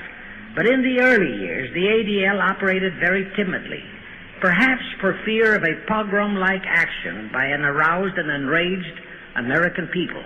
And the NAACP was practically dormant because its white leadership didn't realize that they would have to develop firebrand Negro leaders, such as Martin Lucifer King, for one, to spark the then completely satisfied and contented mass of Negroes. In addition, he, Schiff, was busy developing and infiltrating the Stooges to serve in all high places in our Washington government and in the job of acquiring control of our money system and the creation of the 16th Amendment. He also was very busy with the organizing of the plot for the takeover of Russia. In short, he was kept so busy with all those jobs that he completely overlooked the supreme job of acquiring complete control of our mass communications media. That oversight was the direct cause for Wilson's failure to lure the United States into the League of Nations, because when Wilson decided to go to the people to overcome the opposition of the Lodge-controlled Senate, despite his established but phony reputation as a great humanitarian, he found himself faced by a solidly united people and by a loyal press whose only ideology was Americanism and the American way of life. At that time, due to the ineptness and ineffectiveness of both the ADL and the NAACP, there were no organized minority groups, no Negro problems, no so-called anti-Semitic problem to sway the people's thinking. There were no lefts, there were no rights, no prejudices for crafty exploitations. Thus, Wilson's League of Nations appeals fell on deaf ears. That was the end of Woodrow Wilson, the conspirator's great humanitarian. He quickly abandoned his crusade and returned to Washington, where he shortly died an imbecile brought on by syphilis. And that was the end of the League of Nations as a corridor into one world government. Of course, that debacle was a terrible disappointment to the masterminds of the Illuminati conspiracy. But they were not discouraged. As I have previously stressed, this enemy never quits. They simply decided to reorganize and try from scratch again. By this time, Schiff was very old and slow. He knew it. He knew that the conspiracy needed a new, younger, and more active generalship. So on his orders, Colonel House and Bernard Baruch organized and set up what they called the Council on Foreign Relations, the new name under which the Illuminati would continue to function in the United States. The hierarchy, officers and directors of the CFR, is composed principally of descendants of the original Illuminati, many of whom had abandoned their old family names and acquired new Americanized names. For one example, we have Dillon, who was Secretary of Treasury of the United States, whose original name was Lepowski. Another example is Paley, head of the CBS TV channel, whose true name is Polinsky. The membership of the CFR is approximately 1,000 in number and contains the heads of virtually every industrial empire in America, such as Blau, president of the U.S. Steel Corporation, Rockefeller, king of the oil industry, Henry Ford II, and so on. And, of course, all the international bankers, also the heads of the tax-free foundations, are officers and or active CFR members. In short, all the men who provide the money and the influence to elect the CFR-chosen presidents of the United States, congressmen, senators, and who decide the appointments of our various secretaries of state, of the Treasury, of every important federal agency, are members of the CFR, and very obedient members indeed. Now, just to cement that fact, I will mention the names of a few of the United States presidents who were members of the CFR. Franklin Roosevelt, Herbert Hoover, Dwight D. Eisenhower, Jack Kennedy. Others who were considered for the presidency are Thomas E. Dewey, Adlai Stevenson, Nixon, and Vice President of a CFR subsidiary, Barry Goldwater.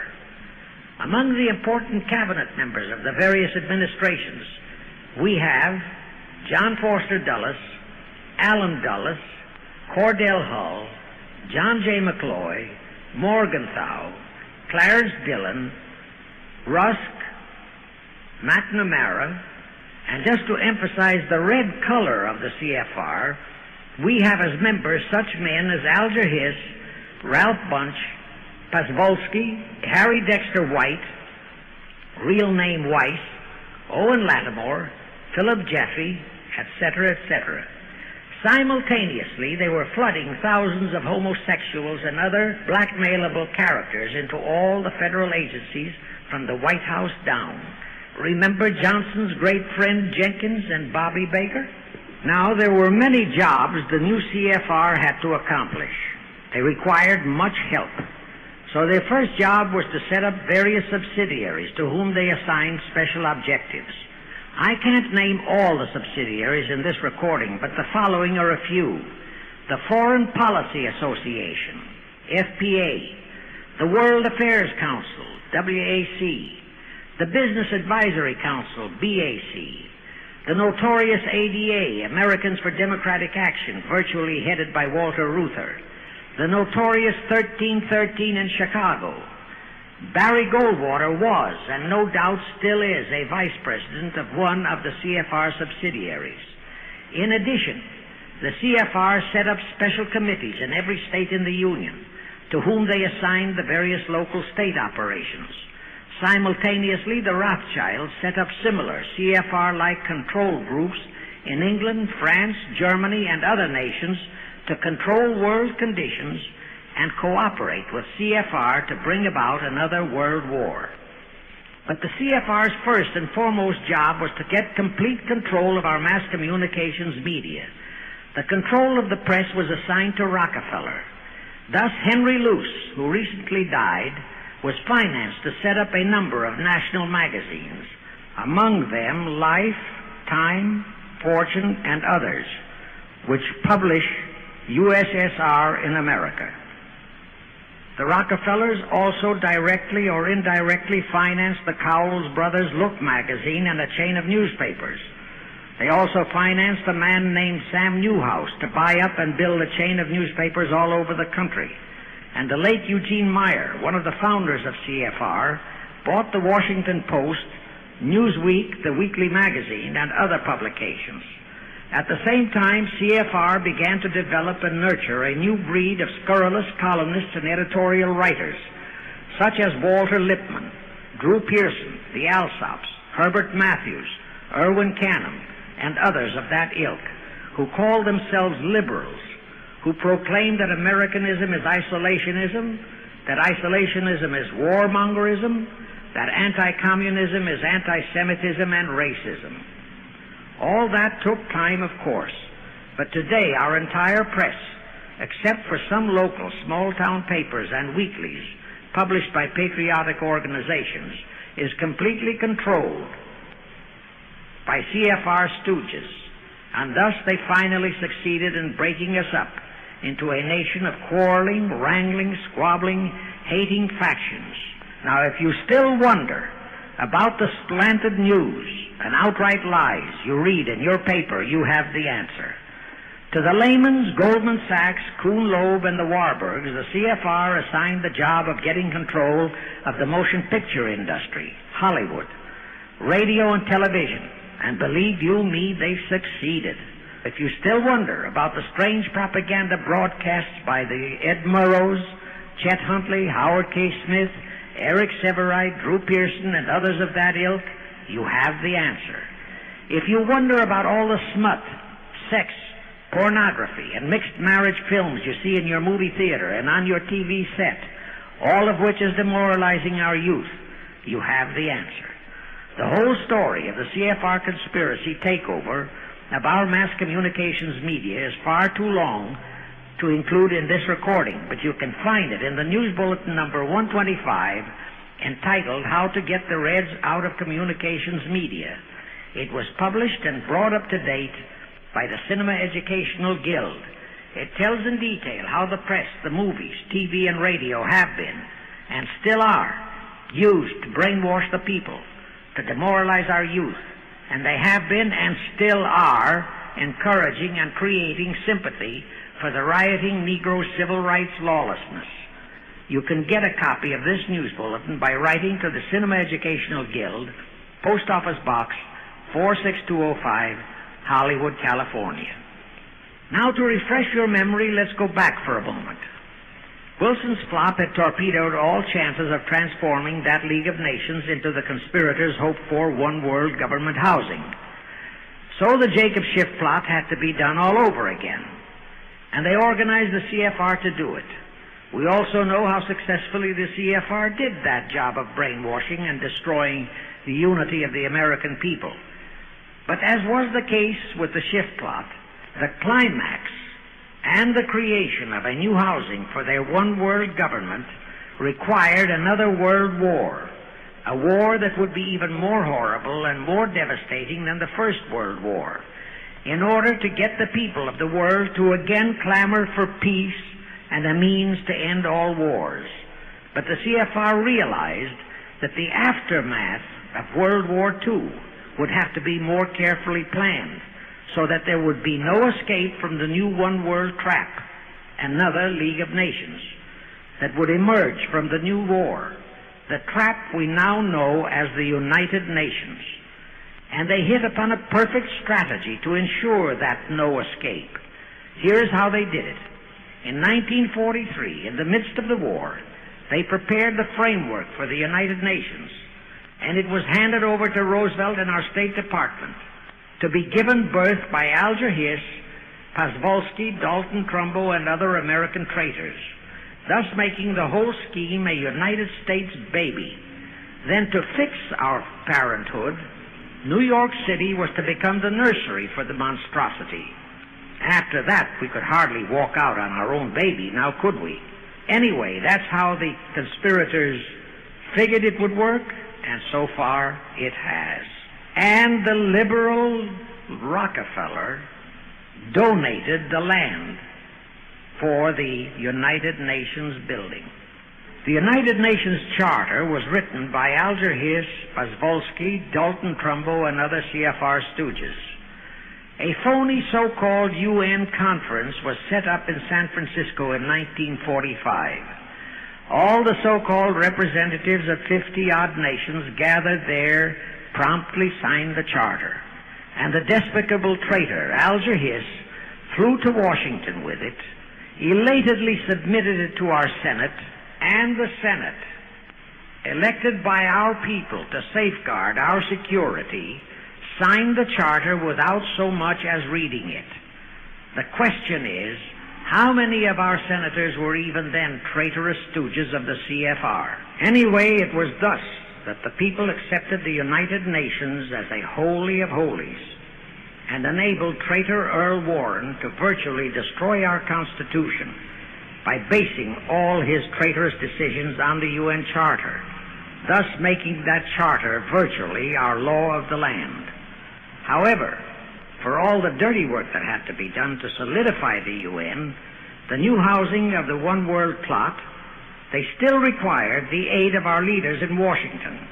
So now I will emphasize the fiendish cleverness of the CFR masterminds.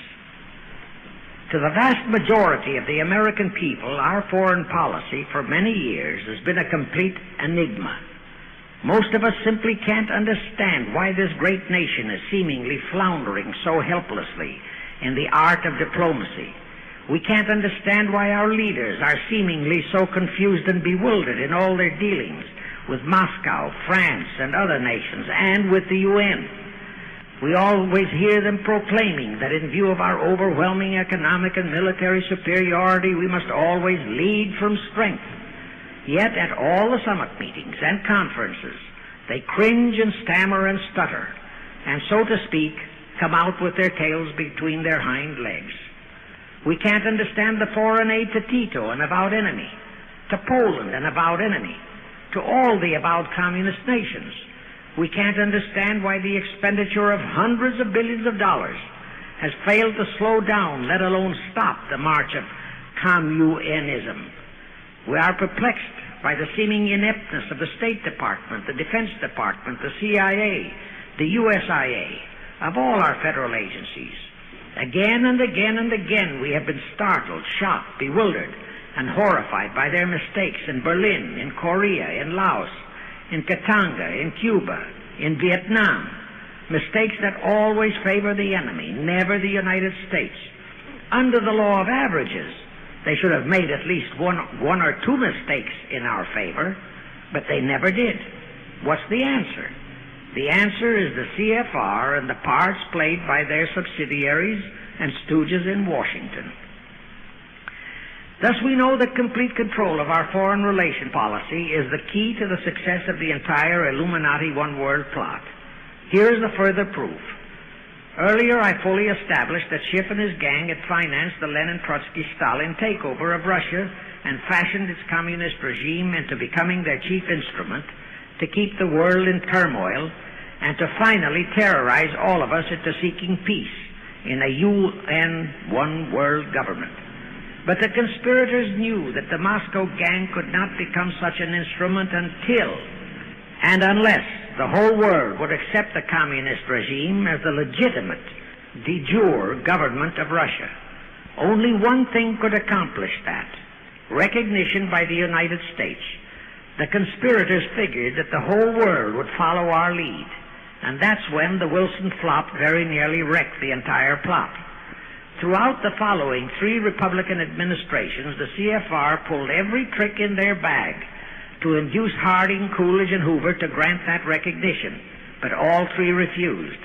As a result, in the late 1920s, the Stalin regime was in dire straits. Despite all purges and secret police controls, the Russian people were growing more and more restive. It is a matter of record, admitted by Litvinov, that during 1931 and 1932, Stalin and his whole gang were always packed and ready for instant flight. Then in November 1932, the conspirators achieved their greatest coup. They landed Franklin Roosevelt in the White House. Crafty, unscrupulous, utterly without conscience, that charlatan traitor turned the trick for them. Without even asking consent of Congress, he unlawfully proclaimed recognition for the Stalin regime. That did it. And exactly as the conspirators figured, the whole world did follow our lead. Automatically, that squelched the previously growing resistance movement of the Russian people. That automatically launched the greatest menace the civilized world has ever known. The rest is too well known to need repeating. We know how Roosevelt and his traitorous State Department kept building up the communist menace right here in our own country, and thus throughout the world. We know how he perpetrated that Pearl Harbor atrocity for his excuse to hurl us into World War II. We know all about his secret meetings with Stalin at Yalta and how he, with Eisenhower's help, delivered the Balkans and Berlin to Moscow.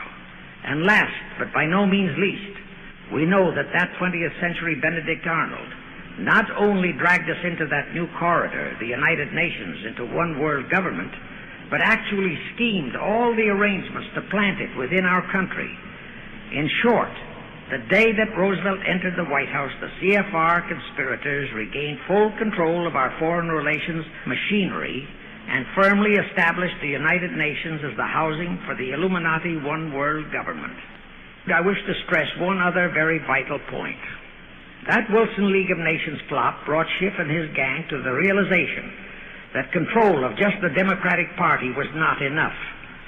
True, they could create a crisis during the Republican administration, as they did in 1929 with their Federal Reserve manufactured crash and depression, which would bring another Democrat stooge back into the White House. But they realized that a 4-year disruption in their control of our foreign relation policies could play havoc with the progress of their conspiracy. It could even break up their entire strategy, as it almost did before Roosevelt saved it with his recognition of the Stalin regime. Thereupon, after that Wilson debacle, they began to formulate plans to achieve control of both of our national parties.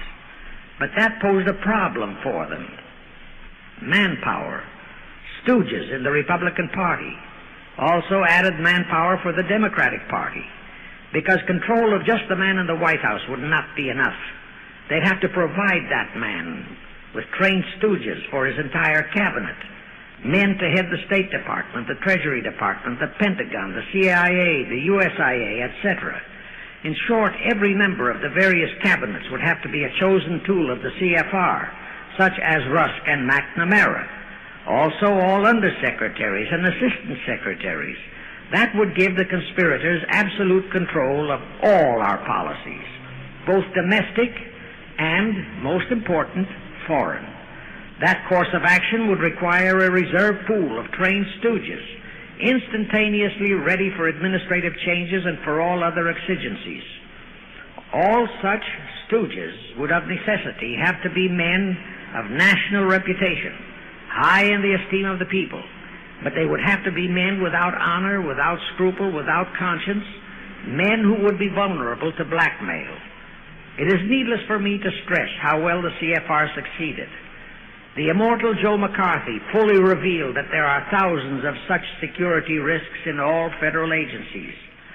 Scott McCloud unmasked thousands more, and you know the price Otepka has had to pay and is still paying for his expositions, but promoted.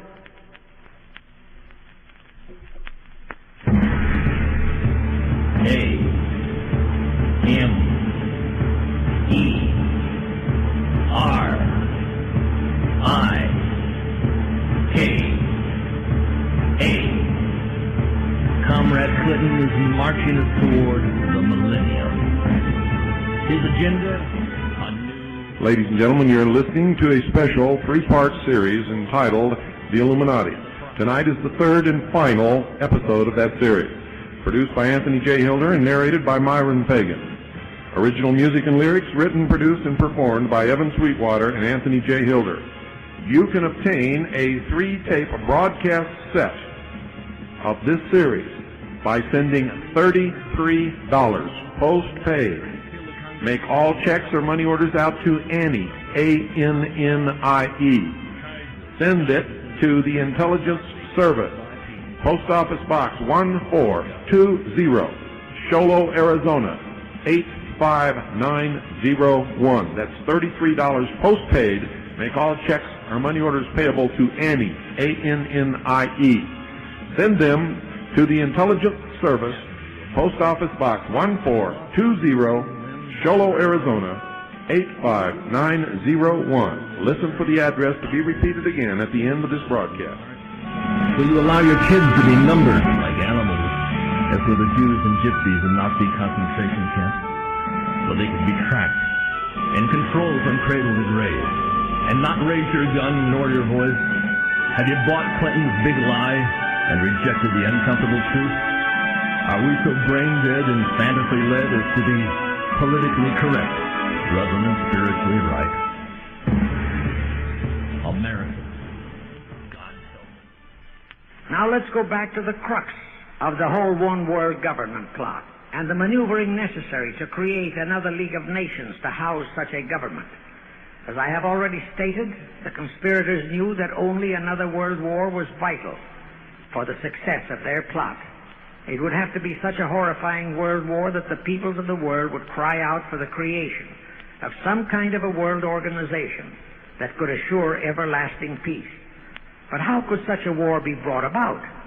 All the European nations were at peace. None had any quarrels with their neighboring nations. And certainly their tools in Moscow wouldn't dare to start a war. Even Stalin realized that it would mean the overthrow of his regime unless so-called patriotism would weld the Russian people behind him. But the conspirators had to have a war. They had to find or create some kind of an incident to launch it. And they found it in a little inconspicuous and repulsive little man who called himself Adolf Hitler. Hitler, an impecunious Austrian house painter, had been a corporal in the German army. He made the defeat of Germany into a personal grievance. He began to rabble-rouse about it in the Munich, Germany area. He began to spout about restoring the greatness of the German Empire and the might of the German soldiery He advocated the restoration of the old German military to be used to conquer the whole world. Strangely enough, Hitler, the little clown that he was, could deliver a rabble-rousing speech, and he did have a certain kind of magnetism. But the new authorities in Germany didn't want any more wars, and they promptly threw the obnoxious Austrian house painter into a prison cell. Aha! Here was the man, decided the conspirators, who, properly directed and financed, could be the key to another world war. So while he was in prison, they had Rudolf Hess and Goering write a book which they titled Mein Kampf and attributed the authorship to Hitler, exactly as Litvinov wrote Mission to Moscow and attributed the authorship to Joseph Davies, then our ambassador to Russia and a stooge of the CFR. In Mein Kampf, Hitler, the pseudo-author, outlined his grievances and how he would restore the German people to their former greatness.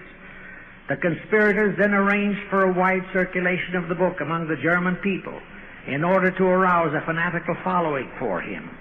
On his release from prison, also arranged by the conspirators, they began to groom him and finance him to travel to other parts of Germany to deliver his rabble-rousing speeches. Soon he gathered a growing following among other veterans of the war, and that soon spread to the masses, who began to see in him a savior for their beloved Germany. Then came his leadership of what he called his Brown Shirt Army and the March on Berlin.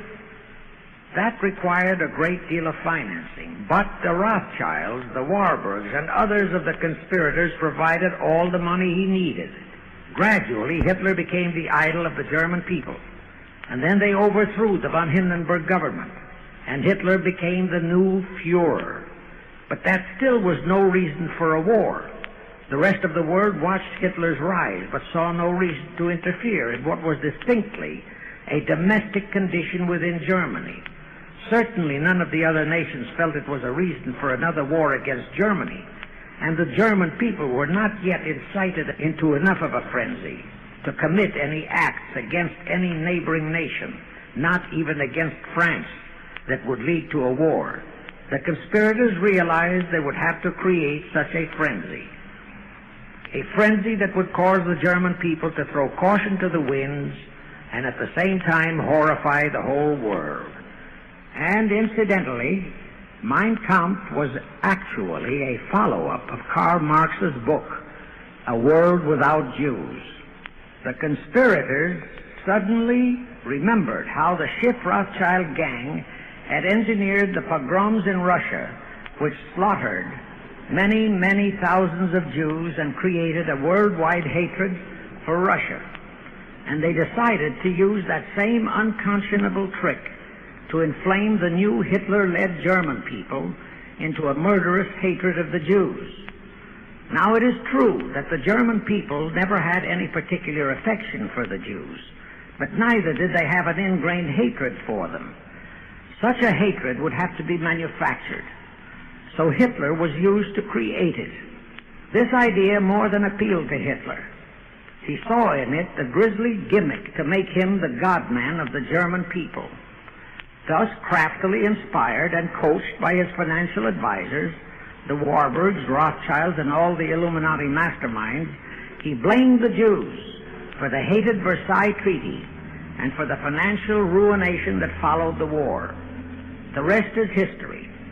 We know all about the Hitler concentration camps and the incineration of hundreds of thousands of Jews, not the 6 million, nor even the 600,000 claimed by the conspirators, but it was enough. And here let me reiterate how little the internationalist bankers, the Rothschilds, Schiffs, Lehmans, Warburgs, Baruchs, care about their racial brethren who were the victims of their nefarious schemes. In their eyes, the slaughter of the several 100,000 innocent Jews by Hitler didn't bother them at all. They considered it a necessary sacrifice to further their Illuminati one-world plot, just as the slaughter of the many millions in the wars that followed was a similar necessary sacrifice. And here is another grisly detail about those concentration camps. Many of the Hitler soldier executioners in those camps had previously been sent to Russia to acquire their arts of torture and brutalization so as to emphasize the horrors of the atrocities. All this created a new worldwide hatred for the German people, but it still did not provide a cause for war. Thereupon Hitler was incited to demand the Sudetenland. You remember how Chamberlain and the then diplomats of Czechoslovakia and France surrendered to that demand. That led to further Hitlerian demands for territories in Poland and in the French Tsar territories. Those demands were rejected. Then came his pact with Stalin. Hitler had been screaming hatred against communism. Oh, how he ranted against communism. But actually, Nazism was nothing but socialism. And communism is, in fact, socialism. But Hitler disregarded all that. He entered into a pact with Stalin to attack and divide Poland between them. While Stalin marched into one part of Poland, for which he was never blamed, the Illuminati mastermind saw to that. Hitler launched a blitzkrieg on Poland from his side. The conspirators finally had their new world war. And what a horrible war it was. And in 1945, the conspirators finally achieved the United Nations, their new housing for their one world government. And truly amazing, all of the American people hailed this foul outfit as a holy of holies. Even after all the true facts about how the UN was created were revealed, the American people continued to worship that evil outfit. Even after Alger Hiss was unmasked as a Soviet spy and traitor, the American people continued to believe in the UN. Even after I had publicly revealed the secret agreement between Hiss and Molotov that a Russian would always be the head of the military secretariat, and by that token, the real master of the UN, most of the American people continued to believe that the UN could do no wrong. Even after Trygve Lie, the first Secretary General of the UN, confirmed that Hiss-Molotov secret agreement in his book, For the Cause of Peace, the vast majority of our people refused to lose faith in the UN. Even after the truth about the Korean War was revealed, how the Russian General Vasilyev, head of that UN military secretariat, was given a leave of absence by the UN so that he could take command of the North Koreans and Red Chinese who were fighting the so-called UN police action under our own General MacArthur, who by orders of the UN was fired by the pusillanimous Truman in order to prevent his winning that war. Our people still believed in the UN.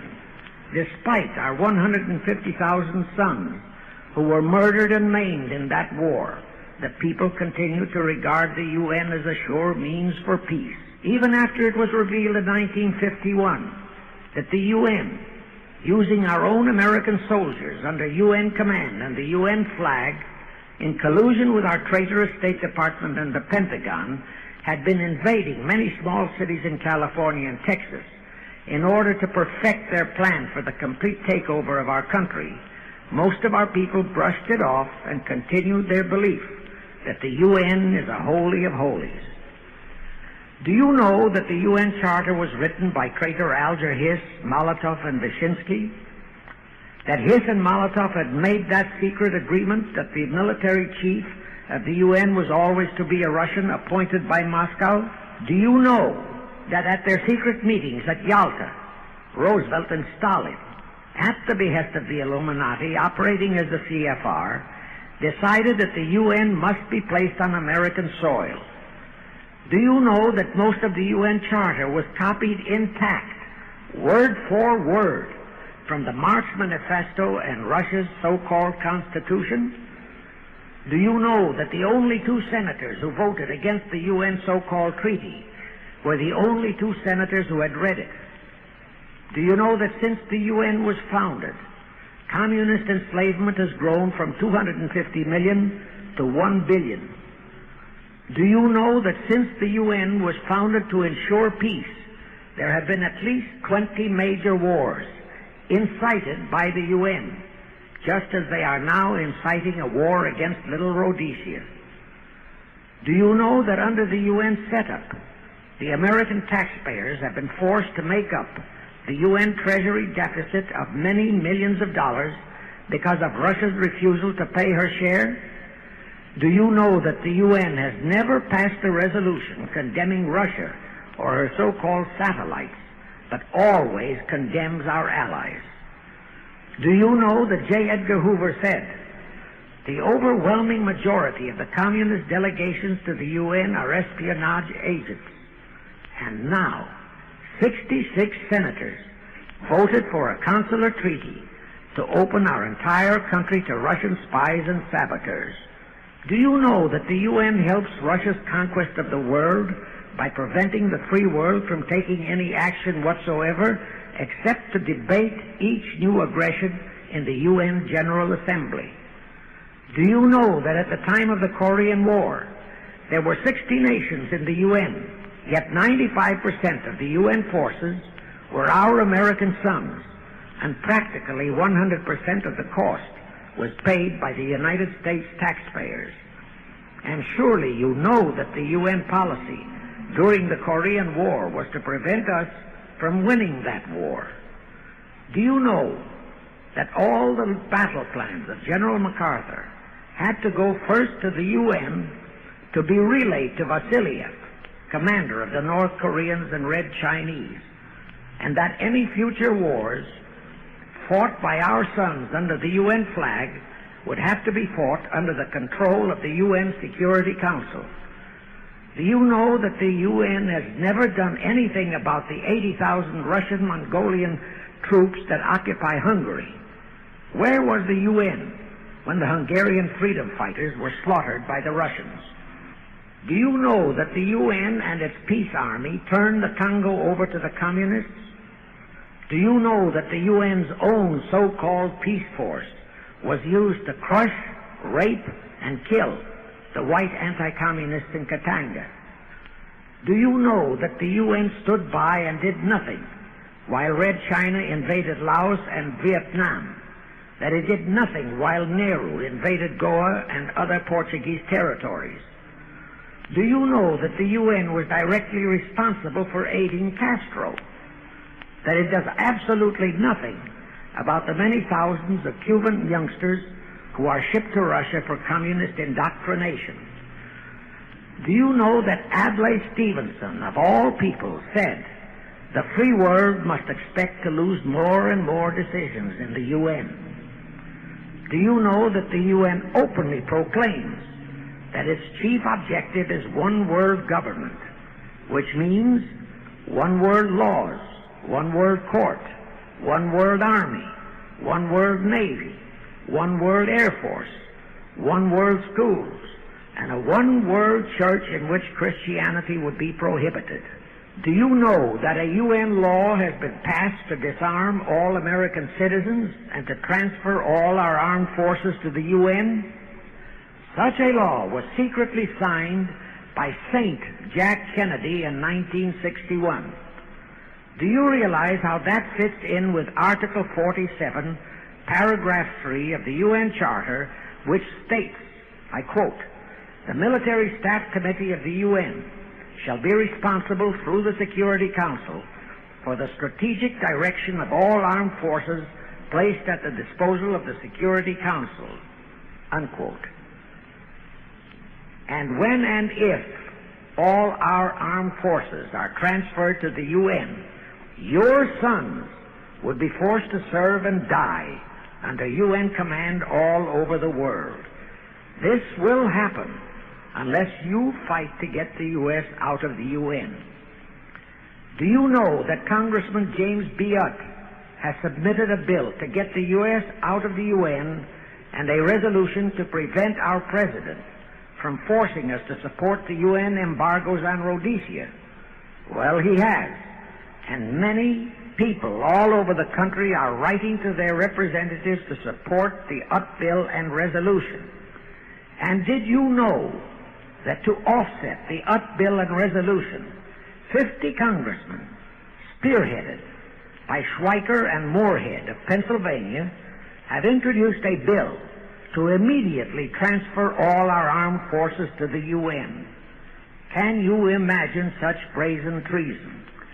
Is your congressman one of those 50 traitors? Find out and take immediate action against him, and help Congressman Utt.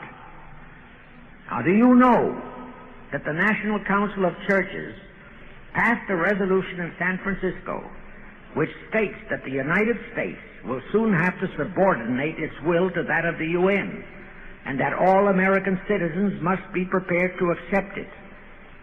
Is your church a member of the National Council of Churches? In connection with that, bear in mind that God is never mentioned in the UN Charter, and their meetings are never opened with prayer. The creators of the UN stipulated in advance that there should be no mention of God or Jesus Christ in the UN Charter or in its UN headquarters. Does your pastor subscribe to that? Find out. Furthermore, do you know that the great majority of the so-called nations in the UN are anti-Christianity? That the UN is a completely godless organization by orders of its creators, the CFR Illuminati. Now, have you heard enough of the truth about the Illuminati's United Nations? Do you want to lead your sons and our precious country to the unholy mercy of the Illuminati's United Nations? If you don't, write, telegraph, or phone your representatives and senators that they must support Congressman Utt's bill to get the U.S. out of the UN and the UN out of the U.S. Do it today, now, before you forget. It is the only salvation for your sons and for our country. Now I have one more vital message to deliver. As I told you, one of the 4 specific assignments Rothschild gave Jacob Schiff was to create a movement to destroy religion in the United States, with Christianity to be the chief target. For a very obvious reason, the Anti-Defamation League wouldn't dare to attempt it, because such an attempt could create the most terrible bloodbath in the history of the world, not only for the ADL and the conspirators, but for the millions of innocent Jews. Schiff turned that job over to Rockefeller for another specific reason. The destruction of Christianity could be accomplished only by those who are entrusted to preserve it, by the pastors, the men of the cloth. As a starter, John D. Rockefeller picked up a young so-called Christian minister by the name of Dr. Harry F. Ward, Reverend Ward, if you please. At that time, he was teaching religion at the Union Theological Seminary. Rockefeller found a very willing Judas in this reverend. Thereupon, in 1907, he financed him to set up the Methodist Foundation of Social Service. And Ward's job was to teach bright young men to become so-called ministers of Christ and to place them as pastors of churches. While teaching them to become ministers, the Reverend Ward also taught them how to very subtly and craftily preach to their congregations that the entire story of Christ is a myth, to cast doubts on the divinity of Christ, to cast doubts about the Virgin Mary. In short, to cast doubts on Christianity as a whole. It was not to be a direct attack, but much of it by crafty insinuation that was to be applied in particular to the youth in the Sunday schools. Remember Lenin's statement, "Give me just one generation of youth, and I'll transform the whole world." Then, in 1908, the Methodist Foundation of Social Service, which incidentally was America's first Communist Front organization, changed its name to the Federal Council of Churches. By 1950, the Federal Council of Churches was becoming very suspect. So in 1950, they changed the name to the National Council of Churches. Do I have to tell you more about how this National Council of Churches is deliberately destroying faith in Christianity? I don't think so. But this I will tell you. If you are a member of any congregation whose pastor and church are members of this Judas organization, your contributions are helping the Illuminati's plot to destroy religion and your faith in God and Jesus Christ. Thus you are deliberately delivering your children to be indoctrinated with disbelief in God and church, and which can easily transform them into atheists. Find out immediately if your church is a member of the National Council of Churches, and for the love of God and your children, if it is, withdraw from it at once. However, let me warn you, that same destroy religion process has been infiltrated into other denominations.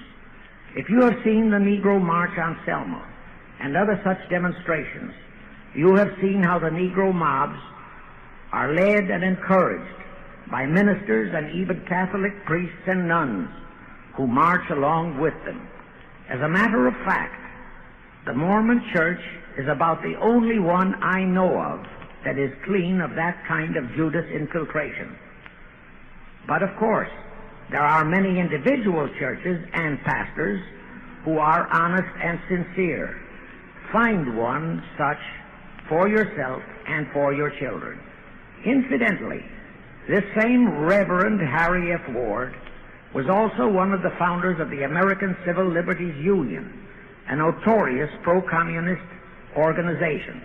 He was the actual head of it from 1920 to 1940.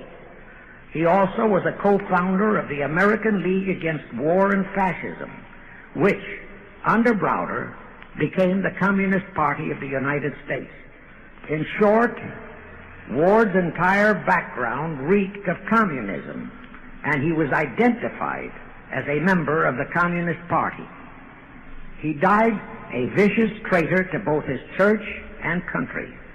And this was the man, old John D. Rockefeller, picked and financed to destroy America's Christian religion, in accordance with the orders given to Schiff by the Rothschilds.